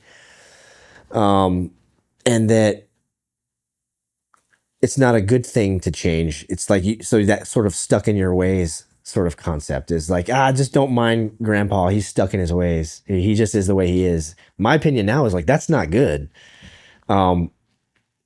It's better to evolve and change, and learn from your experiences. And I've learned that if I just keep doing that, life is just more fulfilling because you're supposed to be experiencing. You're not supposed to just be settling in, and not changing anything, because then you're just limiting yourself to so much knowledge, so many experiences, and just life itself, in my opinion. So one of the hardest things I think for men to do is to accept that, one, the thing that's blocking me from being the man that I want to be is that I have to change, not that people around me have to change, right? Not the kids, my wife, but me. So once I finally came to terms with that, that was a really hard moment. It's like, okay, well, what are the problems with me, and what do I need to do to execute change in myself? And that started off a very difficult process. Was there a specific moment for yourself, like where you know, post retiring and getting out, where it was like, right, this is it, like it needs to stop now, like Oh yeah. did you have a vice as well? I specifically remember in that moment that the way that I visualized it was, yes, I had layers of vices. So I know that now, and I know specifically what they were. I know that those vices developed as coping mechanisms over time, for unresolved conflicts and issues from those memories in childhood, the bad ones, the bad memories, the traumatic things that happened. And then even through war stress, like I don't feel like in the Ibogaine experience, for example, I didn't go to that. And I have another opportunity for that experience coming up that I haven't decided yet. I may or may not do it, but for sure, if I do go, the intention behind it will be more of an self-exploratory thing, and not so much like deep trauma resolution, and like the breakthrough that I needed in that moment, that I did get that opportunity. So I think that it would be a different experience. But point being that once I understood what things led to those vices, it was a lot clearer on how to move forward to resolve those and sort of like just delete those from my daily routines and my behaviors. So that started a process to do that. And now I'm in a place where I'm the end result, or the way that it evolved for me, is that, man, I finally reached, I don't think the right term is like I made it, but I made it as far as becoming the person that I desired to become through all of that struggle, right? Through all of that post-military darkness and those really deep moments, and all the way to like rock bottom for me mentally, which was like suicidal ideations, right? Not understanding why I just couldn't stop all of those layers of vices, why I couldn't freaking get up in the morning, so yeah, I had a lot of those things, and we can go talk about each of those individually, but as a collective, that whole fog was what was holding me back from living a fulfilling life and becoming the person that I needed to be. Now, entrepreneurship is a whole nother thing. So it was a process just to get to the point where I was clear enough in myself and understood myself enough that I could go launch these companies and actually like start to build the lifestyle that I dreamt of, right? And now that I'm here day to day living the lifestyle that I dreamt of, and with so much more vision and future to go with it, like that's the experience. Now there's no more like desire or urge to accomplish something. That's just life. And I always have to be driving forward for experiences and learning and living life, right? And so for me, I've learned that it's a glorious thing to understand what your purpose is, because it always drives you into living the most fulfilling life possible, which is that feeling of validation now comes from God for me, and everyone around me that, supports the things that I'm trying to do, because I believe them to be important things, so it's evolved. But when I go back and think about the specific vices themselves, like I got out of the military and I started smoking weed immediately. And that made me lazy, to be honest with you. It was like I suggested to myself, or tried to convince myself, and even like my wife, that like I needed that because I had pain and I didn't want to be addicted to painkillers anymore, which I was at the same time that I was smoking weed. And it was just coping with the fact that I couldn't face myself and really admit that I needed to change if I wanted to be happy, if I wanted to be a better father, if I wanted to be a better husband, So going back to now those vices is like, now I just understand what any vice is, Any vice for anybody, or any addiction for anybody, is just the closest thing in their environment that they can do, or that they attach to cope for these stuck feelings and these stuck unresolved conflicts and emotions, So if fentanyl was available, and I was in that deep state of despair and I lived somewhere where that was available, I'd likely to have become a fentanyl addict, just as an example. or if there was a dive bar right there, I might have been a regular at the dive bar every night or something, right? So, but for me, I was at home trying to find a way to break out of this dark, like post-military fog and this just deep misunderstanding of myself and who I was and what I was supposed to be doing, not knowing what my purpose was anymore. And that just drove me to spiral really just into darkness. And so the way I visualized what was wrong with me was this, there's this dark creature inside of me that's not, I don't feel like it's me. And I used to explain it to my wife that way, because when I made mistakes or when I had problems that I was trying to justify to her or anybody else, it was like, it's not me. It's this dark creature that I don't know how to figure out. And, I come to learn that like that might've been a visualization of my own ego. Right. And then when I went through the Ibogaine experience and kind of broke open and started to understand the dissolving of the ego, right, as a sort of first step to coming to terms with yourself, right, and admitting, or in other words, confession. Like the confession is, I have these problems and I am this, and I want to change. And so how do I do that, right? It's like the same thing in different words. Confess the problem, right, to somebody, and if you're religious or spiritual like I am, it's like, okay, a priest that you trust, maybe a friend, a brother, it says it in the Bible, or just straight to God through prayer, right? But the point, or your wife or whoever it is that was affected by your vices, your things, your addictions and your problems, the people that you are now projecting your trauma onto and creating trauma in them, resolve it with them and confess it to them. And then, have an understanding, or you come to the understanding that the next thing after that is to beg for forgiveness from them. Right. And then repentance is just now not doing that anymore, moving on and letting it go and living like the best that you can, like the most righteous that you can. Right. And that's a process, because you're going to make more mistakes.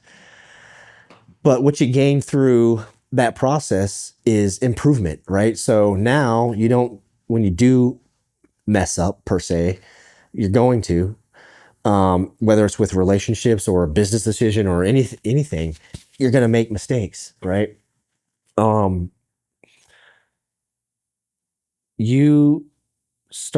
It's like jujitsu. You suck when you're a white belt, right? But you join the class, you join jujitsu to change something about yourself, which was to gain this skill of self-defense, right?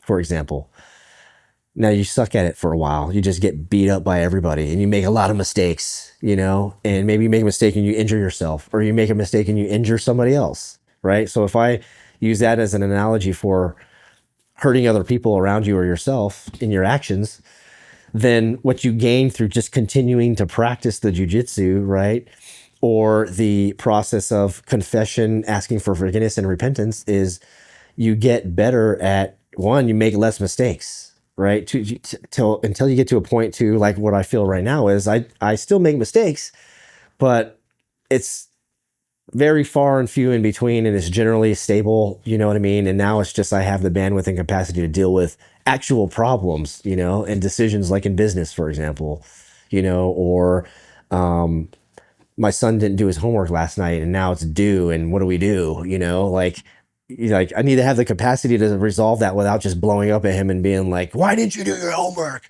last night? He didn't. So what's the solution? So my point is it's all an analogy that ties in together with what I'm saying, right? So what you gain through the commitment to that change in yourself, however you do it, whether it's with Ibogaine or your faith or God, or just different ways that people have therapy,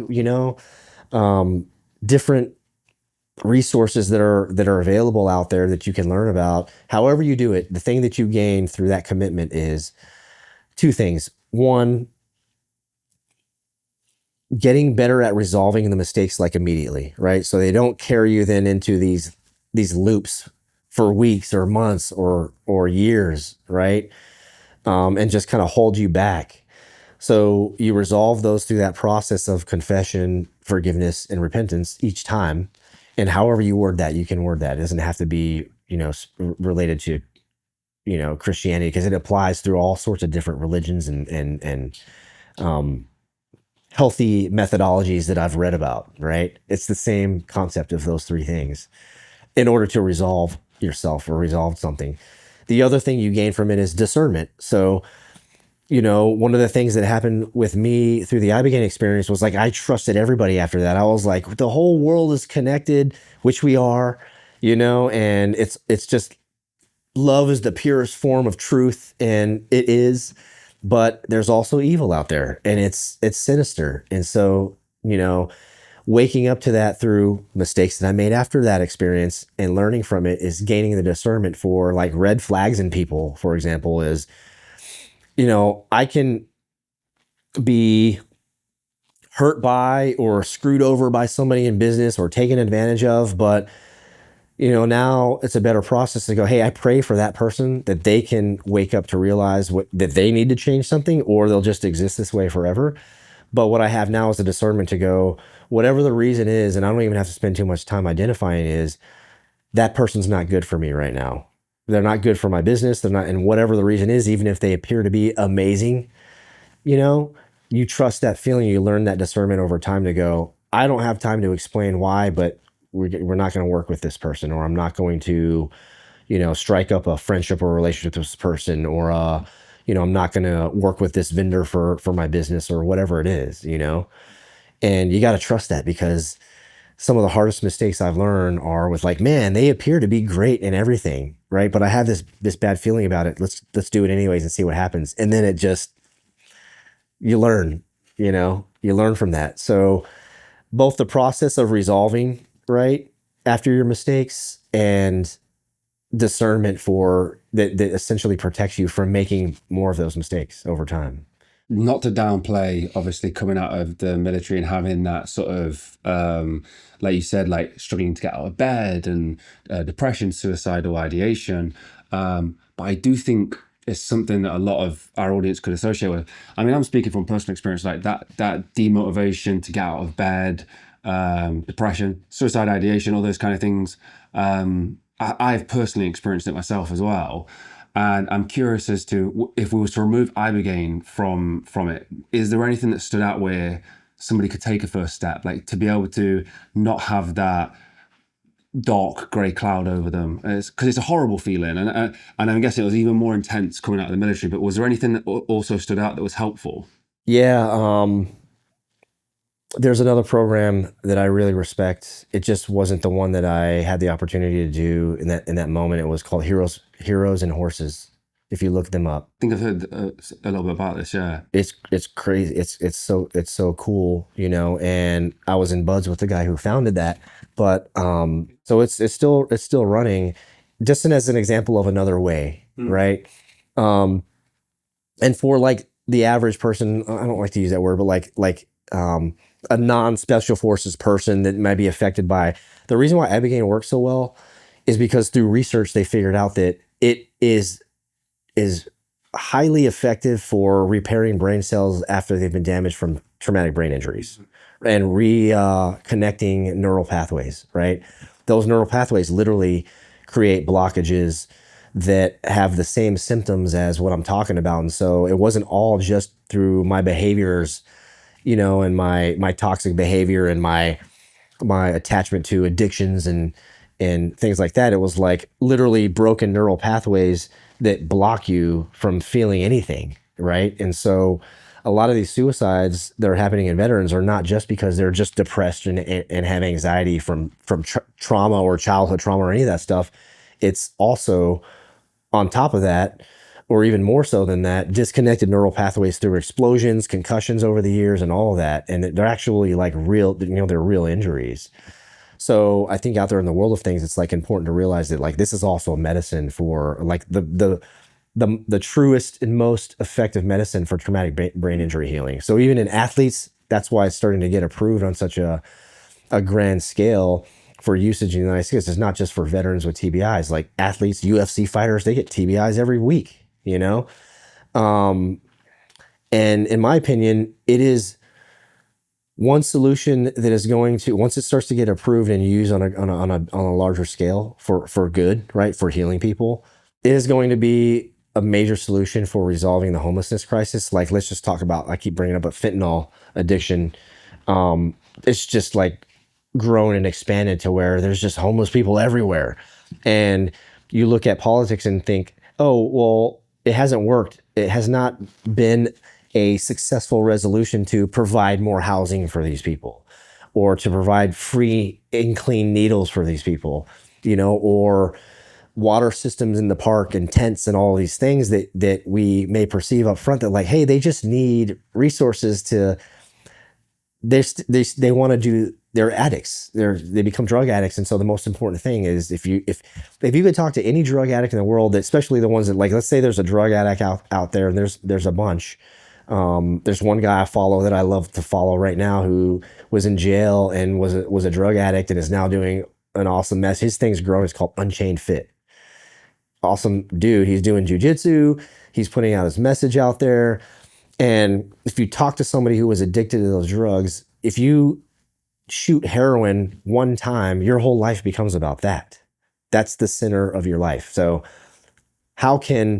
if that's the center of your life and all you do ever in your actions is to work your way towards the next fix, right? And so if you're a porn addict or a sex addict or an opioid addict or an alcoholic or heroin, fentanyl, any addiction that you can think of, the whole point is that the fix is what your life centers around, and getting to the next fix, right?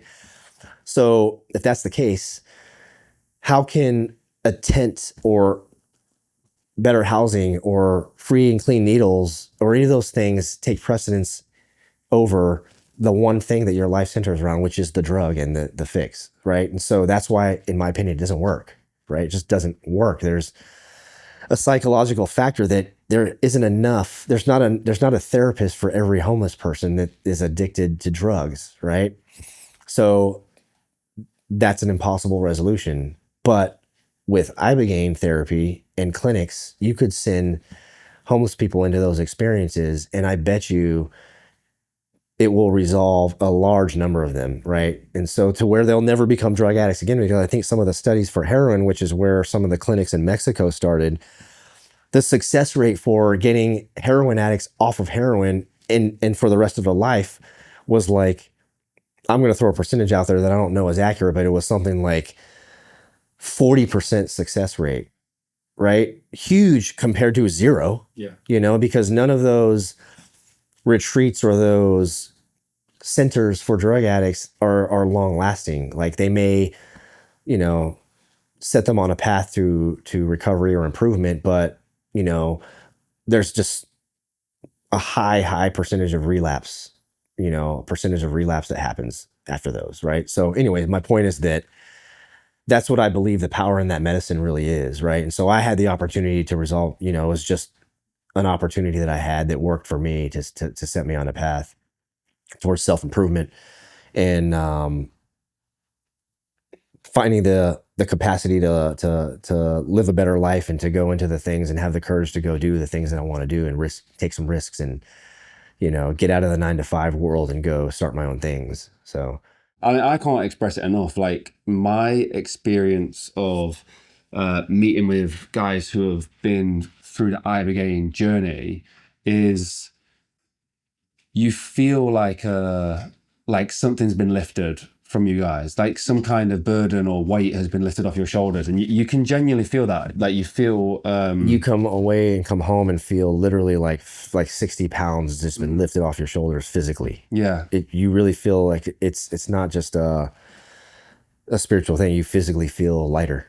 I hope we can do some more work in that space, like, and do a documentary around it. And we've had some opportunities come up where I think we could follow through with it, but I'd love to, like, shine a light on it more. Maybe in, like you say, the space of drug addicts or athletes, like, combat sports athletes and the NFL, and like these guys who commit suicide for seemingly no reason. Like people can't understand it. It's these brain injuries that are causing this thing. Yeah. We worked with a really good guy in Florida, a good friend of ours, Dr. Joe DeTore, and he uses a lot of hyperbaric chambers. One of the companies we work with, they use that as one of the treatment centers, treatment therapies. But I've not heard much anything more successful than it seems like Abigail. Like I've not. Yeah. It seems like it's very transformative. Yeah, so I'm very supportive of the movement towards that, and there's also all sorts of other modalities that are all in the name of healing, right? Should be evolving towards, approvals and usage for people to improve their resolve their addictions. Really addiction resolution and conflict, like trauma resolution, which leads to the addictions. So you can understand there's an underlying cause to just the homelessness, for example. It's not just they're homeless, it's like these specific things. So if you get into the root of those and resolve those specific things, you're likely to resolve the fact that they're homeless, right? So that's just an idea that's been spinning around in my head that I see as a solution for something that doesn't seem like it has a good solution right now. And it's not through more money and funding for stuff. We just keep doing more stuff, and the stuff doesn't help that. It's just like if you're depressed, so deeply depressed and conflicted, like more stuff's not going to help you feel any better.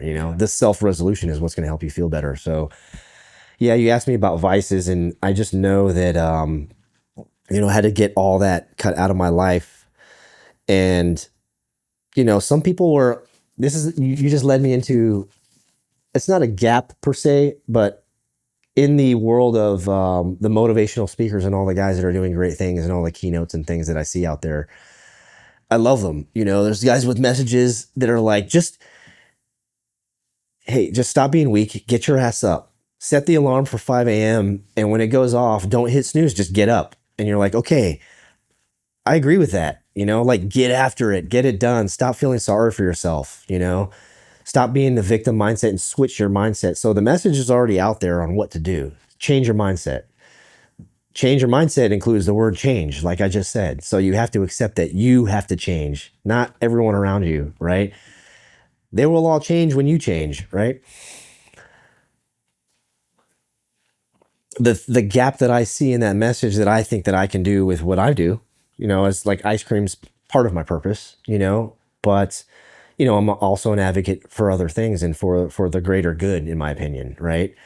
And that is, some people can't not hit snooze, right? And it's not because they don't have the ability to change their mindset. It's because they physically can't move because they're stuck, right? They're stuck in this fog of not understanding what I'm saying, with the underlying cause between you and your spirit and anything you believe to be holding you back, whether it is a coping mechanism, an addiction, a problem, right? It's not just that. You have to get underneath that to understand what caused that. And once you understand what caused that, even before you understand what caused that, you have to know that, like, you have to commit to a change in order to break out of that fog, or else it doesn't matter how many alarms you set, you won't get up, So there's something behind the ability to set that alarm at 5 or 6 in the morning, or whatever it is that you want to do, if you want to do that, right? And whatever your goals are for improving yourself and changing, that you have to resolve in order to switch that mindset. It's more of a process than just going, change your mindset, stop being weak, and get your ass up and go do shit, Yeah. But there's a little process to get to that, and it's likely to require you to commit to a big change in yourself. Let's talk about your reinvention, because you go through this process, but then you're not a team guy anymore. You have this sort of healing process, but you decide to launch an ice cream brand, and you want to open an ice cream shop, and all of these amazing things, which are definitely like, you left a good paid job, like all this kind of stuff. It was a huge risk. Let's talk about that journey briefly. Yeah, for sure. Yeah, that was a big, scary journey. So, there's a day I kind of woke up to go, when is the right time to start? And there really isn't a great time. It's just, if you have an idea, you develop the idea. If you have a product, if you don't have a product, what is it going to be? Knowing your purpose is going to help guide you towards what that is.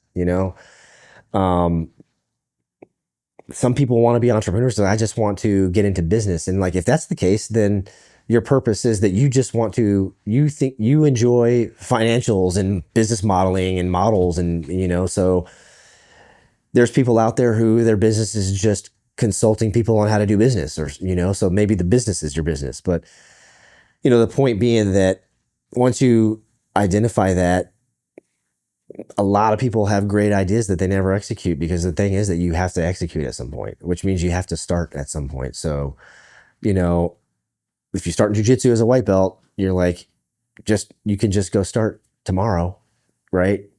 Or you can stall that out for a couple months and go, I need to get in better shape. I'll start eating better. And then like that never happens. You just keep procrastinating it, So the point being is, it's just true with entrepreneurship for me was like, hey, I love ice cream.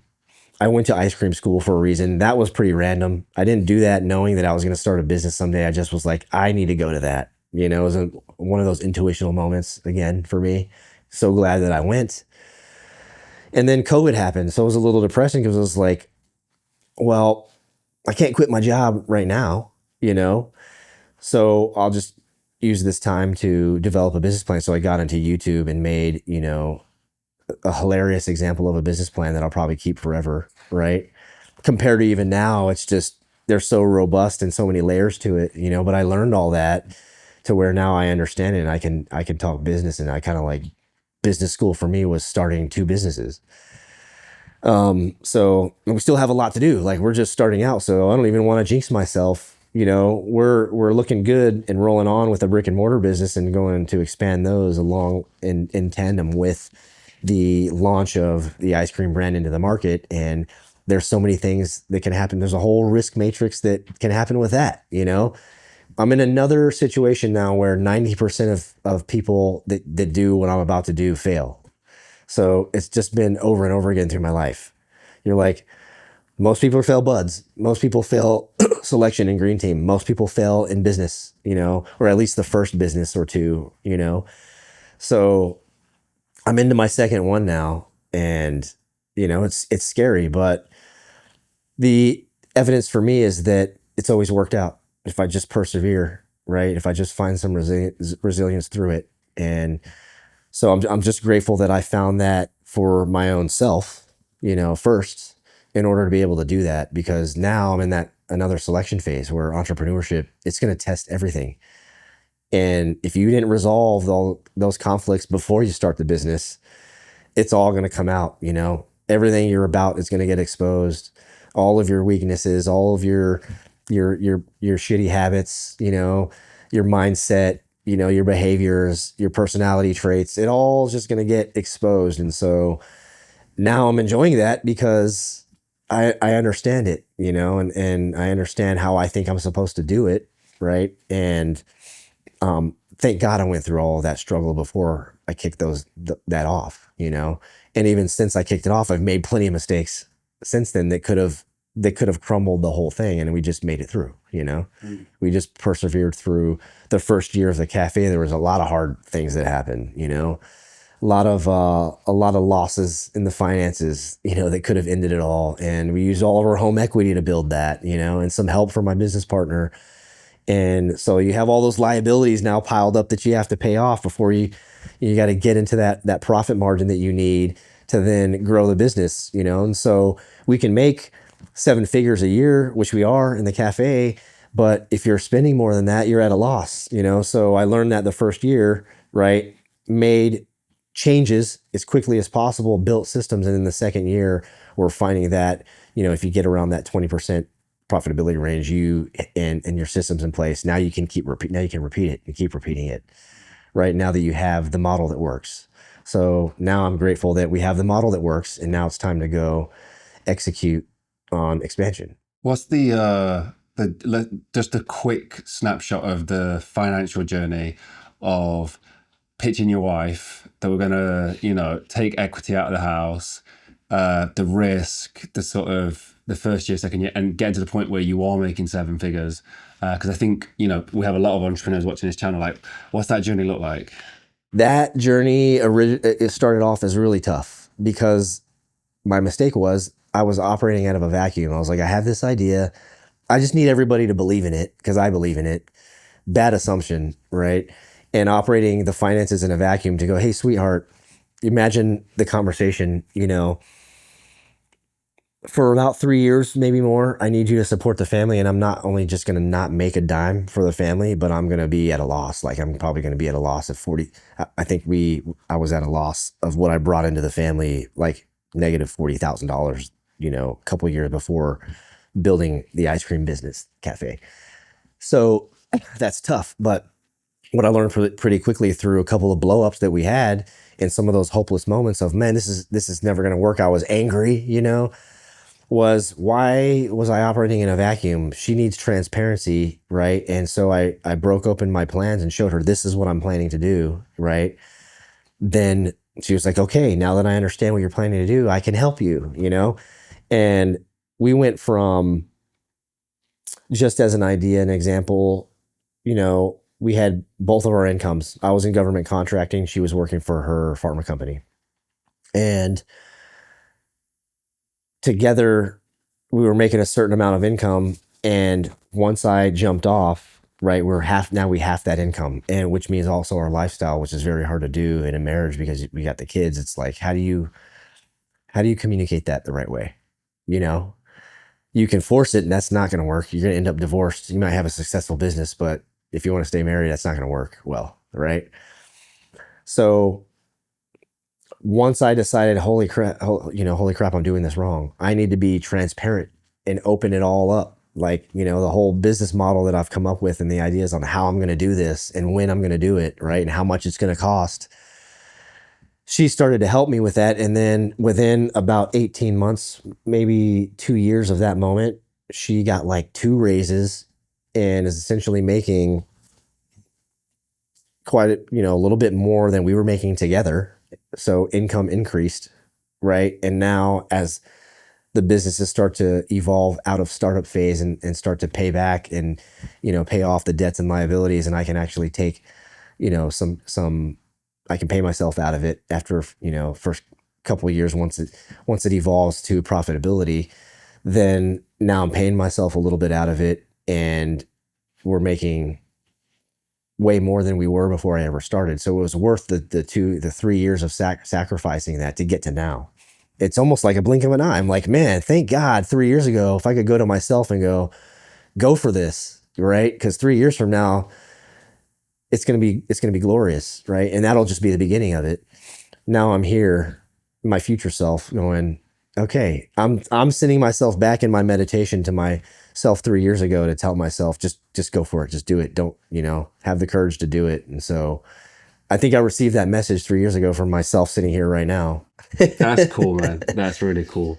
And here I am. So now I'm going to be meditating, trying to get messages from my future self 3 more years from now, you know? That's a really cool way of thinking about it. Yeah. I've never heard that before. That's a really cool way, because your ambition now is even loftier. Yeah. So we want to become a national brand of ice cream, and a really good brand with the intention of always improving. You know, we're going to start off with a certain level of ingredients. We were successfully able to eliminate out, at least as a starting point, things that I really was just adamant but didn't have time to eliminate. You're on tight deadlines for everything with some of this stuff in this business. It's brutal. So like all the toxic food dyes, all the yellows and the reds and all that stuff that's starting to get banned finally. You know, there's some improvements, but we got a long way to go. But like seed oils, you know, corn syrup, you know, some of those kind of just what I see as dirty ingredients and having the cleanest label possible for an indulgent brand of ice cream, like not a health food brand or a better for you brand. But we already have, like, we have a start point, and just like the iPhone, like as soon as the 17 comes out, they're already iterating on what to improve and what's gonna change for the 18. It's the same thing, I think, with a product for anybody. And so what I'm doing with ice cream is like, now I want to enjoy the moment, but also I'm anxious to get to the next iteration of the opportunities to sort of update the ingredients for things that we're going to find through different suppliers to improve those, or collaborate with brands that we like for certain things. You know, like there's a cookie company out there that I love that's starting up, that has very simple ingredients compared to like Oreos, you know. So let's get the Oreos out with all that junk that's in there and go partner with the company that's making the better stuff. And every opportunity we get, the intention is to just keep improving. It's not to decrease the quality of those ingredients over time for more profitability. So that's the sort of core focus of the brand that I'm always going to be transparent about as we move along, and we'll see what happens. And hopefully we get through the first year, which is the hardest. Just so people are aware, like on camera, like we tried an affogato, is that what you call it? Affogato? With the vegan, one of the vegan flavors. Like you have a huge range of ice creams and you have a couple flavors in like a vegan range as well. Yeah. And I've never tasted anything like it. Like I was so blown away, and your passion comes through the product so amazing. Like honestly, like, and I've been to Barcelona and Europe and tried these, you know, authentic gelatos. We've tried all the brands. Nothing comes close. I mean, I'm not just saying that just because we're here. So I mean, if people, thank you. If they're in Virginia Beach, like definitely go try this. They can also order pints of this if they're in the US. Is orders open? So we are right now currently getting the website ready, you know, for the new packaging and all the functions that we're going to need to include nationwide shipping of ice cream. So we've almost got the logistics together for that. Should be some weeks to have that ready, and then people will be able to order certain flavors online. And then we're starting out with 7 flavors that, you know, the grocery store chains can sort of choose from, and it's a whole nother process in doing those sell-ins and everything that has to happen for that, and all of the business planning and modeling for that is just there's so many layers to it. It's very complicated. If people watching this can take my word for it, of like, I know people have, like, if you're an ice cream fan, you've tried your Haagen-Dazs, your Ben & Jerry's, even some of the better brands like, you know, your Van Leeuwen's with salt and straw. Great. Like, I really do seek good ice cream. I just ask you to go try this because you'll be blown away. Like, you genuinely will be blown away. Your reaction was pretty gold. Yeah. You know, you said one thing after you finished that affogato that I got a little emotional, because I was like, dude, that one sentence is what the whole brand means. The whole Be Free concept is like, in the brand, we're trying to, branding is so difficult too, because you don't know what's going to work or not work. You just, you do your best to study it, you know? And the whole concept of Be Free is like, we're one of those brands that's, you know, typically ice creams are names, Ben & Jerry, you know, Van Leeuwen. I respect everybody's ice cream too, by the way. Jenny's, you know, they're all Nick's. That's great, but like, I want to be different. I want to have a differentiator from that. And so we decided, hey, in the brand, we want to tell our consumers and customers what to do. So there's a message with it that's like, it's telling you to be free. So how do you do that? With everything we just talked about, resolving yourself, figuring out what the stuckness is, what's stopping you from hitting that snooze over and over again, like, and get up and go do something, you know? That's it. It's the whole concept of being free, and how to do that is like, if that's a message we can push through the branding, like that's what we decided to do, is like, hey, how do you provide some value in the thing that you do other than your best ice cream? You know, your best version of ice cream that you can do is this concept of being free. And so that's where it came out in the name. And what's so difficult for me to explain in 5 seconds when people go, what does the name mean? You know, but they'll see with the branding, with the message. Yeah. I mean, look, I can't remember word for word what I said, but it was something along the lines of, and it just came out. I mean, it wasn't, you know, I wasn't trying to toot your horn or anything. It was, I feel so happy right now. Like something, I'm pretty sure it was, I feel so happy right now. And I just did, like, that's how good it was. So yeah. Yeah. You just paused and you looked at me, you're like, and you looked at your brother, you're like, I feel so happy right now. And I was like, score. That's it. Like that's the goal of not just the ice cream flavors, but like the cafe, the customer experience in there that we focus on. And then with the ice cream that we're trying to launch to the market this year. Whilst we've been here, I think me and my brother were very invested in our own business, and like we really like want to be great businessmen, and we're very messy, and we do it our own way. But I think you've been a huge aspiration in that way, like seeing how you've run your businesses, how you've learned, the people that you connect yourself with to make sure that you run a great business. But then also there's the passion side of things, and I'm curious as how did you lean into being authentic, because that's a scary moment to start to be authentic, especially when it comes to social media and posting and your brand itself. Like even ice cream, like in the SEAL community or from an outside perspective, I'd be like, a SEAL guy doing ice cream, like that's so strange, like it's a little bit weird that he's gone into this kind of thing. How did you like grasp the idea of becoming authentic? I struggled that for a while. When I started thinking about launching the business, I was like still sort of connected to the code of that lifestyle and how to live my life, and trying to find a way to detach or disconnect from that. But still, like now that I've done it, I appreciate and have memories of more positive things. I can remember those more than the negative stuff, right? The hard things, because I was able to move on, right? But that was the beginning of it, was because I was like, man, I really want to go start an ice cream business, but I can't even imagine myself sitting in the little ice cream truck that's driving past right now, and in there going like, I'm a tier 1 Navy SEAL. How am I going to go out the side window and ding, ding, bing, bing, bing, bing, and like, I couldn't imagine it. I was almost like embarrassed for some, it was all my ego. So how am I going to go sit at farmers markets all day when I've just been doing this lifestyle, this crazy, action-packed action movie adventure life, and then just go, I'm like, the whole point of my urge to do that is I want to live a peaceful life. I want to live a fulfilling, peaceful life and move past that now, and so I had to go, the process of figuring myself out and resolving myself led to a dissolution of that ego to go, of course I can do that. I can do that every day. Like that's like, I want to do that every day. And so it quickly changed during that process to not only can I imagine myself doing it, I'm going to go do that. And so that dissolution of the ego is what started with it all. And so now it evolves through that. So like even like the content, I'm starting to have a little bit more fun, everything's been so serious for so long that now I'm starting to enjoy it a little bit more. We're out of the startup phase, which is so difficult. And now going, man, the thing is, it's working,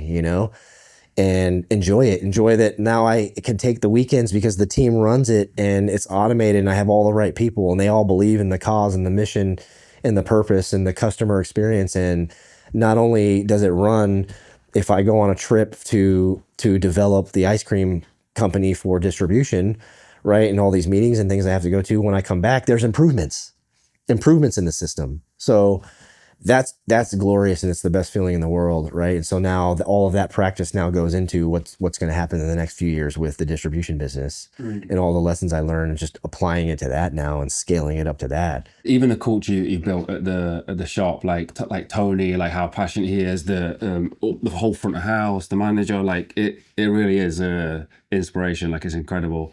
I think that the authenticity side of things, I think, is brimming, like in the product, in the building, like when you walk in, like it's amazing. I think through your content as well. And I think we can apply that to our own lives. Like because I'm the same, like I'm so fearful of almost being myself at times. Like this is us, like, and I love this because we get a long form content to be able to have these conversations. But on Instagram or anything like that, when I'm trying to promote certain things, like we struggle to just be ourselves and just do our own thing. And I love seeing the content that you've been posting recently because it really shows all of that. Yeah, I agree with that. Yes. And I'm learning that too, because I'm learning that it's more important to do as authentic with the content as you can, right? Even though it doesn't seem to hit off as much sometimes. Certain things go viral, but like when you look at it and you go, what is the reason it went viral? A lot of times when I notice it, it's like, it's something that doesn't have much value other than like short form, attention grabbing, sensational things, I've got plenty of examples, but like meme culture and these like sort of shallow laughs that you can, get from, some sort of inappropriate content or like whatever the thing is, or some, crazy opinion about any of the number of social issues going on that everyone's like, whatever the heated thing is, is easy to go viral with sometimes. But or even, you know, some of the stuff I'm learning is creating content just to go viral. You know, it's like, okay, what's the purpose of it if it does? You know, does that convert to anything that's important to me? You know, so does that convert to any kind of like numbers or turnover in customers or sales or any kind of stuff, you know, or value in my family? So I'm starting to learn how to align, you know, things we want to do in content, especially with the new marketing group, which is amazing. They're amazing. To you know, pillars of those purposes. So if it doesn't tie to any of those things, then we just don't do it, because then it's just outside of our brand, you know. So yeah, to your point, is like I'm learning that pretty quickly. I mean, just talking on like similar guys in this space, somebody who we sing our props to all the time, and hopefully we'll have some kind of project with him in the future as well, but is the Sean Ryan show, and like going on that, like I'm curious what the experience was like for yourself, and like did it have a business impact as well? Like because we spoke to Sean about that in the past, and like I'm blown away by so many guys who give him a lot of props for the help that's given them to their business, and like some of the stuff that they've done in the future.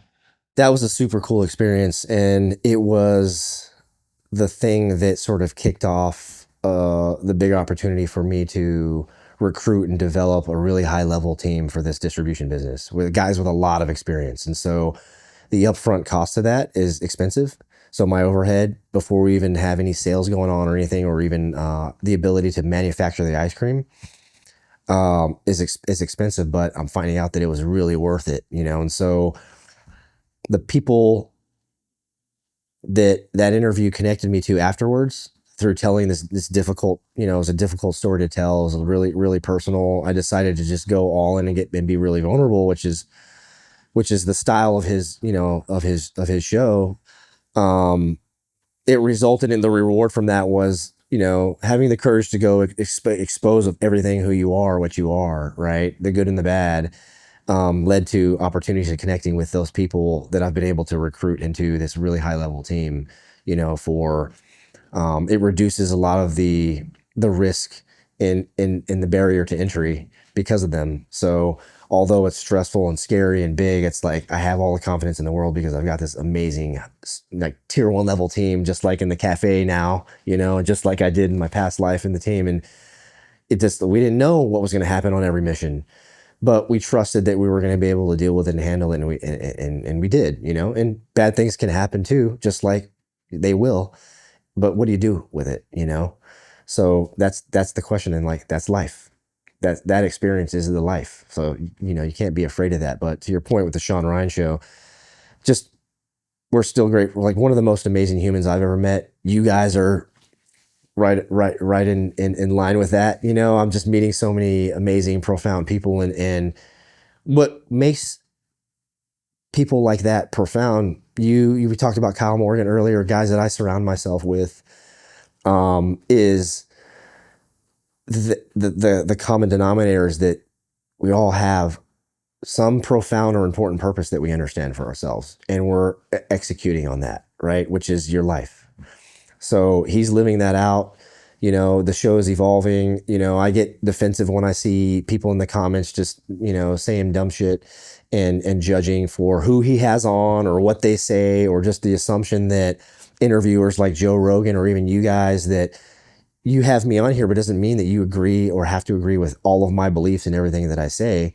And if we're having a difficult conversation about something that an audience doesn't agree with, like, it's more important to have the conversation, or do you want to just dance around it and keep it in the dark and not ever understand it at all and be angry about something you don't even know? Like, when his goal is to expound on that and create conversations just like you are, right? And whether you agree or disagree, I think it's important, and it's a good thing to do, especially with all the confusion and layers of nonsense and absurdity and corruption that are going on, you know. So people have a lot of fear out there. So I see in some of the comments where they're like judging, you had this guy on and you gave this guy a platform and he's corrupt or whatever. You're like, it's probably better to have this guy get on and try to expose what the corruption is about, right? Than to just stay ignorant to it and just like hope and pray that shaming this person, you know, or is gonna resolve anything, you know. So that's been my favorite thing about his show, is that he could have gone down a path and, you know, probably got more views or did whatever he wanted, but it really talks to his purpose of getting guys on that he disagrees with, you know, maybe he agrees with some, and finding that common ground and having that conversation around that, but then also pushing back. And like he's never, I don't think he's ever taken it easy on anybody that he's not agreed with as well. But it has, I'm the same as you. Like I'll see some of those comments and think, that discourse is exactly what we need. Like, especially if your reaction to just having a conversation with somebody from an opinion you don't agree with is so strong. Like if that is your reaction, then yes, this conversation needs to happen. And the fact that Sean's given it a platform to be able to have the conversation, not platforming the person, platforming the conversation, is incredible. Like it's amazing work. And I think he's put his neck on the line a few times with that kind of stuff, but it's developed recently, like in an absolutely incredible way. Yeah, that's a good way to put it, is that he's platforming the conversation, not necessarily platforming the person. You know? Now, if the person is out there doing great things for the world, then you're platforming the purpose for sure, you know? But if they're out there, you know, connected to corruption and things like that, it's like platform that too, because we want to try to get as close to the truth as we can, knowing that we're layers and layers and layers away from the truth in any of these topics. You know, so it's so difficult to even just talk about it. You know, so he's, what I know is true about certain people that I keep that I have in my closest circle of people, right? And I don't have a lot of friends anymore these days, you know, is that I know he's doing what he says he's doing, you know. It says it right there on his website what the show is about, right? To tell amazing stories of resilience and purpose and expose corruption.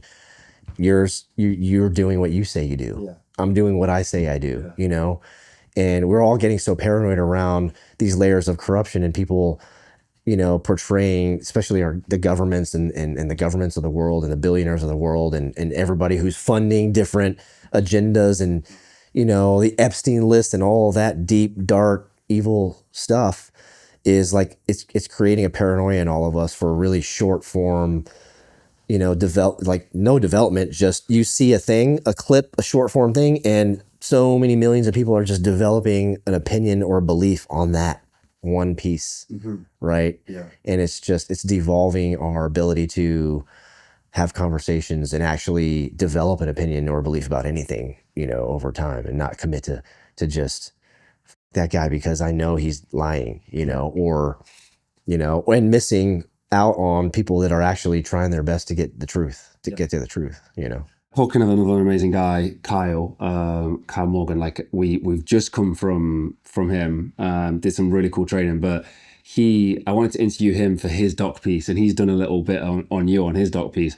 But first of all, I just wanted to ask you, what's your memory of how you guys met? Because he told me how you guys met. It sounds hilarious, but like, I'm wondering if it's the same story. Yeah, we'll see if it lines up. We didn't know this at first until I brought it up, because a mutual, you know, Delta Force teammate of his and friend of mine brought it up when I thought that I first met Kyle.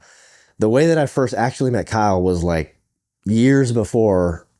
I landed in the ICU in Chicago after a trip to Ukraine on doing a training contract that I took on to just support I did that after I quit my jobs, and I was still trying to find ways to bring some income. And so I was doing these little short contracts for stuff like that, right?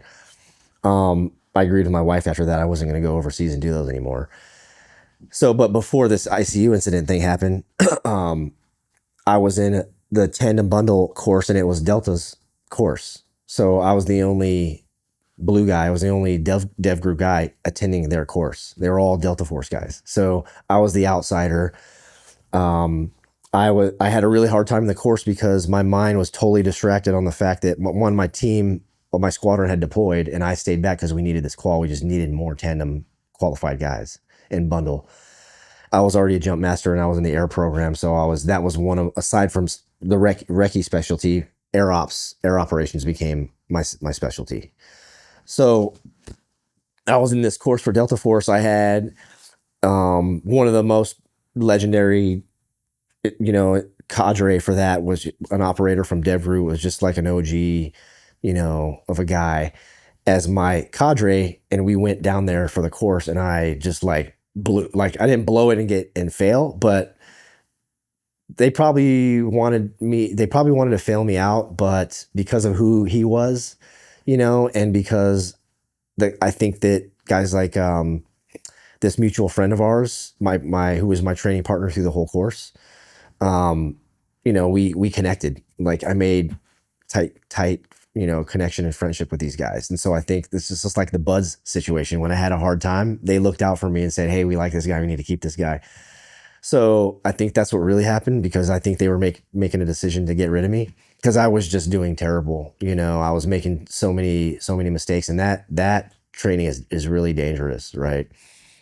So I got through, eventually passed. But what happened was after the course was over, we got to do some fun jumps, and me and my training partner and all the guys, we were just going up and down, just doing fun jumps. The course was over. We passed. There was this other Delta Force guy who was there for, I think he was there for a camera course or something related. And it wasn't our course, but it was something else he was doing. And we ended up doing a few jumps together in this one formation that we do called the horny gorilla. So essentially you guys, you jump out together with your legs locked in a trio, or however many guys are involved. And for us, it was 3 of us. It was my buddy, my teammate or my partner for the course, the Delta guy, and then Kyle, who I didn't know. And we spun it out and did this horny gorilla and held on as long as we could. I think I got a video on my GoPro of it still. And that's how I told Kyle, hey, we met each other before, right? Years ago. And you can see like he lets go. His legs were weaker than ours. I'm just kidding, but he let go first and like just flew off and failed the horny gorilla, right? And then we ended up like reaching our altitude, turning around, doing our procedure, pulling, and it was a fun jump. So I didn't know who that guy was ever. Fast forward to this Ukraine trip, when I'm doing this contract, I landed, I got a diphtheria virus on the long flight back. And it attacked my esophagus and essentially swelled my neck almost shut to where I couldn't breathe. And I had this terrible incident on the plane where we had to have an emergency landing. They took me off and I had to get intubated in Chicago as soon as we landed. So we did some training just before that trip to just to get the team integrated and train together a little bit. We all went to Kyle's course. It was, I think, the first course that he held with Blue Bearing, his company. And I was a student in the course. So I had to put my ego aside to go, hey, I'm going to learn CQB. I know CQB, but I'm going to go learn the Delta guys CQB. And, I had to tell myself, don't interject everything you disagree with that they do that's different. Just shut the fuck up and learn, right? Just like when you're a new guy at DEVGRU. And so I did. It went great. Learned a lot. Went on the trip, came back, and we hit it off. We connected, and so when I came out of the intubation, 4 or 5 days later, and woke up, he was there. Oh, yeah. Wow. So he heard about what happened, and he came to the hospital, and he flew from North Carolina to Chicago, and he was there for a couple of days helping me out. Oh, cool guy! Wow. Yeah, and I have a video of him like messing with tubes and stuff in my room. Have you got some of these videos, have you got the horny gorilla on video? I got that, yeah. Mate, if you could pull that up, that'd be so cool to create like a highlight with your two's stories. It'd be cool. It would work out well, I think. One of my tubes got like clogged up or whatever, and he went back there and was just like messing with stuff, and there was like beep, beep, boop, boop, and just like, dude, it was hilarious. I had just come out of being intubated, my wife showed up after him, and then so it was just like that meant everything to me, because I'm like, this guy who technically doesn't know me that well, but obviously the connection was strong enough when he felt a certain way when we were training in his course that he came up here to my hospital, in a hospital bed. So I just knew that dude was going to be a friend for the rest of my life, and he has been. And so we support each other's things. And I'm doing ice cream now, so I'm not so current with my tactics and with my training. And so it's great for me because it's a short drive down there and I can go train with him. Just on that, how would you describe Kyle? He's gone through his own, like, we're similar. He's gone through his own resolution of himself, and his deep connection with God is something that we have in common, right? So, when I'm down there, we'll probably do Bible study, and he's one of the pillars of of my guys I consider mentors. Sean's another one of them. He's the guy who also during that interview planted a seed in me to go, seek reconnection with God and my faith in Christ and all of that.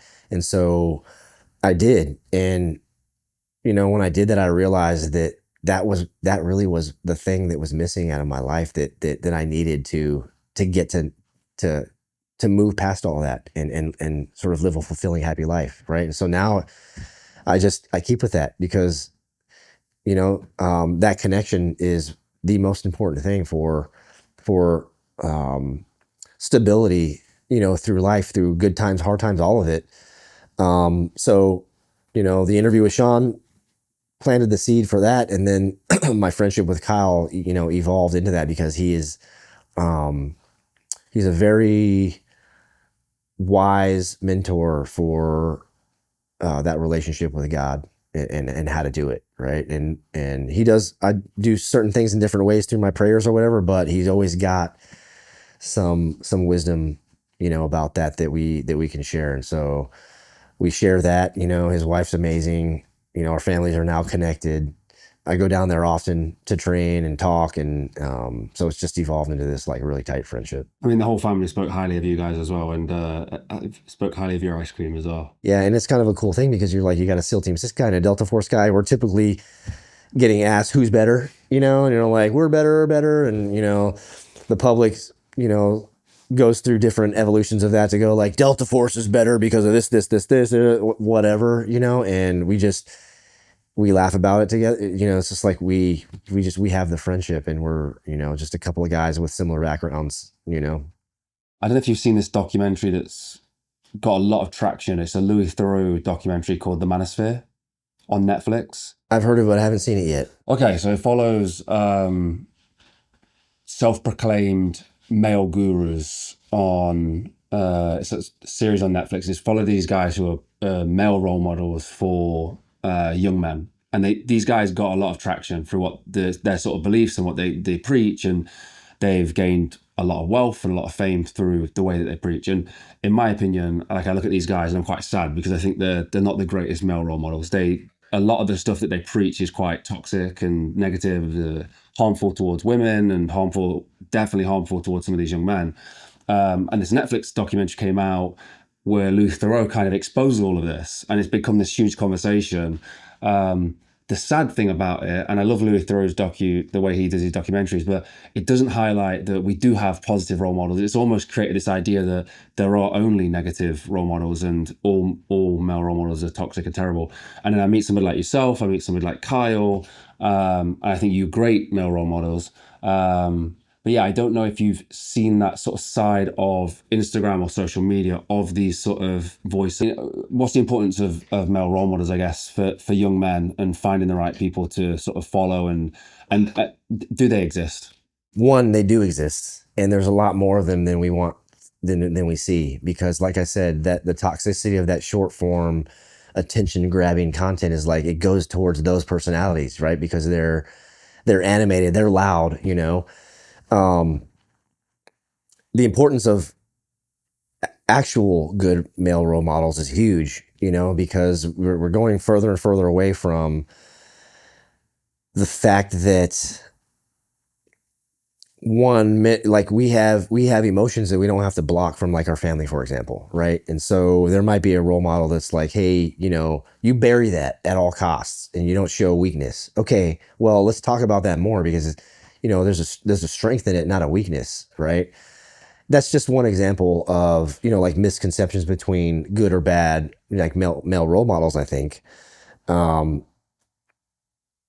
It's hugely important, right? That we, especially in media, like identify the good ones and sort of, I'm not saying like you have to separate them, but just understand what they're about, a little bit more than just the short form content that you see, or they're self-proclaimed, these guys in the manosphere or whatever it is. I need to go see it. But, my opinion is, just based off my own experience and guys that I know that are the best ones that I know, is that they've been through, a deep struggle of themselves and realized a moment that they needed to change something. Like, just that fact alone is, I think, a huge factor for anyone that's a male role model to go, you don't have to stay stuck in what you perceive is being a man, you know, or being masculine or being a male role model, right? There's very specific cues into who are actually really good ones, and they usually are all guys who err on the side of honesty and truth the best that they can, you know, and personal values, you know, like the inability to be blackmailed because or corrupted, you know, because you've figured out a way to stay close to that truth and honesty as possible, right? That integrity and virtue. Those are all like the specific words that I think of when I say, if I see a guy who is claiming to be a male role model, is he virtuous? Does he seem honest? Does he err on the side of truth with everything? Does he seem corruptible? You know, just like those four as an example, and I'm sure that there's more words that I can come up with, is like, if I can answer those four things, then I'll know, you know. Well, this guy, he says that he's about something, like, I don't know what the example is. Like, what's an example of one of those male role models that they say that you should, subscribe to or prescribe to as a man in order to be a man, you know? The biggest one for me is the sort of, that I think was highlighted in this film was the like almost like the domination of women. And okay, so to be a man, you have to be dominant over women. You know, you have to be like the ruler of the house, or like whatever the terminologies are, as opposed to teammates with your wife, for example, which I think is better, right? My wife is naturally submissive towards my leadership, but I don't have to go force that on her. Like, she's submissive to me is a different tone than she's naturally submissive to my leadership. It's like we have and understand our roles in the family. You know, and that's all it is. So if I see a guy, like you said, doing it that way, then I can go ask the question of like, will this guy change his mind about that opinion and say that he's submissive to his wife if you give him $10 million, right? And so there's different levels to that. But if the answer is yes to an example like that, then I know, okay, hey, he's failed one of the four questions, you know.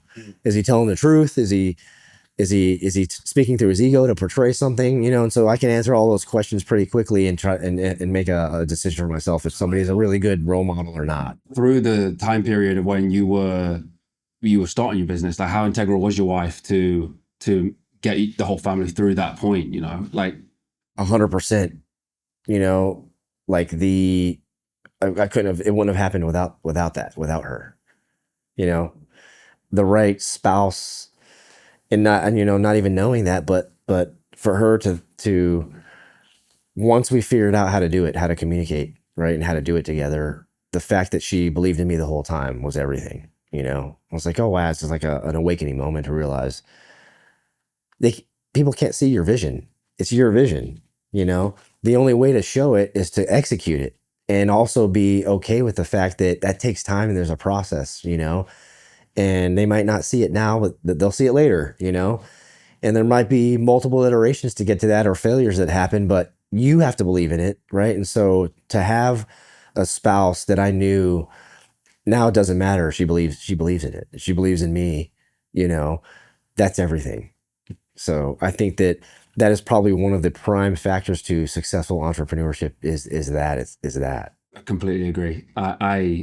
I wouldn't be where I am without my partner. Like, she's just like, it's so incredible, like to have the right person by your side, you know, championing what you're trying to achieve and understanding that, like, it's so important. Yeah. The last one, I think, I would be, I'd do myself a disservice as a British guy if I didn't ask this question. What was it like working with the SAS? Or did you get an opportunity to work with like the British guys? And like, what's the experience like working with those guys? Yeah, my experience was I never went to their command to work. We had opportunities to do exchanges like that. Mm-hmm. Excuse me. We had opportunities to do exchanges like that. And even in the Australian SAS, you know, a DEVGRU guys typically goes and lives there and operates and is in their team for a couple of years in Perth. So we were doing that. I think they still do it. I'm not sure. But my whole time at the team is even in selection and then in the team, we always had, you know, an SAS or an SBS guy from the UK attached with us. And there was this guy, awesome guy named Bob that was in my selection, and he went through the whole selection course, with us, as a SBS guy. So my vibe and feeling about those guys is like, I don't remember one that wasn't just a great guy, consummate professional, really brought the team up with their personality. Every one of those guys that I can remember was awesome. I don't remember one bad apple of those guys, and so I also know that when we do those exchanges, we're careful to select which guy goes. It can't be that like Liberty Risk immature dude, you know what I mean? Like it's got to be a certain, Is that why you didn't personality type. You didn't get a guy yourself? Probably, most definitely. Yeah. They're like, where you can't, yeah, not at that time for me, Is there anything that you feel like we could get across? I mean, directing people right now, like if we're to direct somebody to follow up from this conversation, where would you like to send them? Oh, yeah. We'd love for you to go to the website. We're launching merch all the time. We're going to try to start ramping that up. You got one right there. This is one of the ones. The design on the back, I'll have to, I mean, I don't know if that's visible on camera, but I'll show it at some point. But I took advantage of an opportunity where Punch the Monkey was going viral. I was seeing him getting bullied, and I was like, hey, they're creating their own demise in this zoo, macaque monkey cage, because they're bullying the crap out of him, and he's going to grow up fast and become the alpha male, and then they're all going to pay for that, So I created the shirt like, hey, tough times create good warriors, and he's got a little banana ice cream cone, right? And 2 samurai swords. It's pretty cool. So yeah, that one was really popular. We launched it as a pre-order, and sold a couple hundred shirts, which is the most we've done on one of those. And so we're gonna keep up with the merch. So I'd say, yeah, check out our Instagram page. It'll all start to populate with the launch of the brand, depending on what stores and what happens, in this next year and 2 years, getting going with it. And we're revamping the website. So yeah, hit the website, my personal page. And the coolest thing is we're going to start the YouTube channel for the ice cream brand and then the cafe. Yeah. And we're just going to do all kinds of cool videos talking about ice cream science. I mean, we'll link everything down below. Even as that starts to come, we'll keep updating the video and stuff. But I think that would be a really interesting place for people to go is the ice cream science side of things. Chris, you can talk about ice cream all day. Like, I mean, we have literally for the last 2 days, like, spoke about the science and the fine art of it. And I think if anything, even if you're not interested in ice cream, the passion that comes through, I think is quite inspiring to watch. And I could just listen to that all day. Like, so we'll link it down below. And I'm excited to see the series. And then as you start to, and then, yeah, you spoke about some cool ideas. So I think maybe just go, like, even just following the Instagram and getting those updates from yourself is really cool as well. Yeah, I think that's the best way. Yeah. So YouTube channel is going to be awesome. I'm going to talk about everybody that's helped me along the way, cool things and experiences that have happened with customers and entrepreneurship, the whole story, and especially geek out on ice cream science stuff.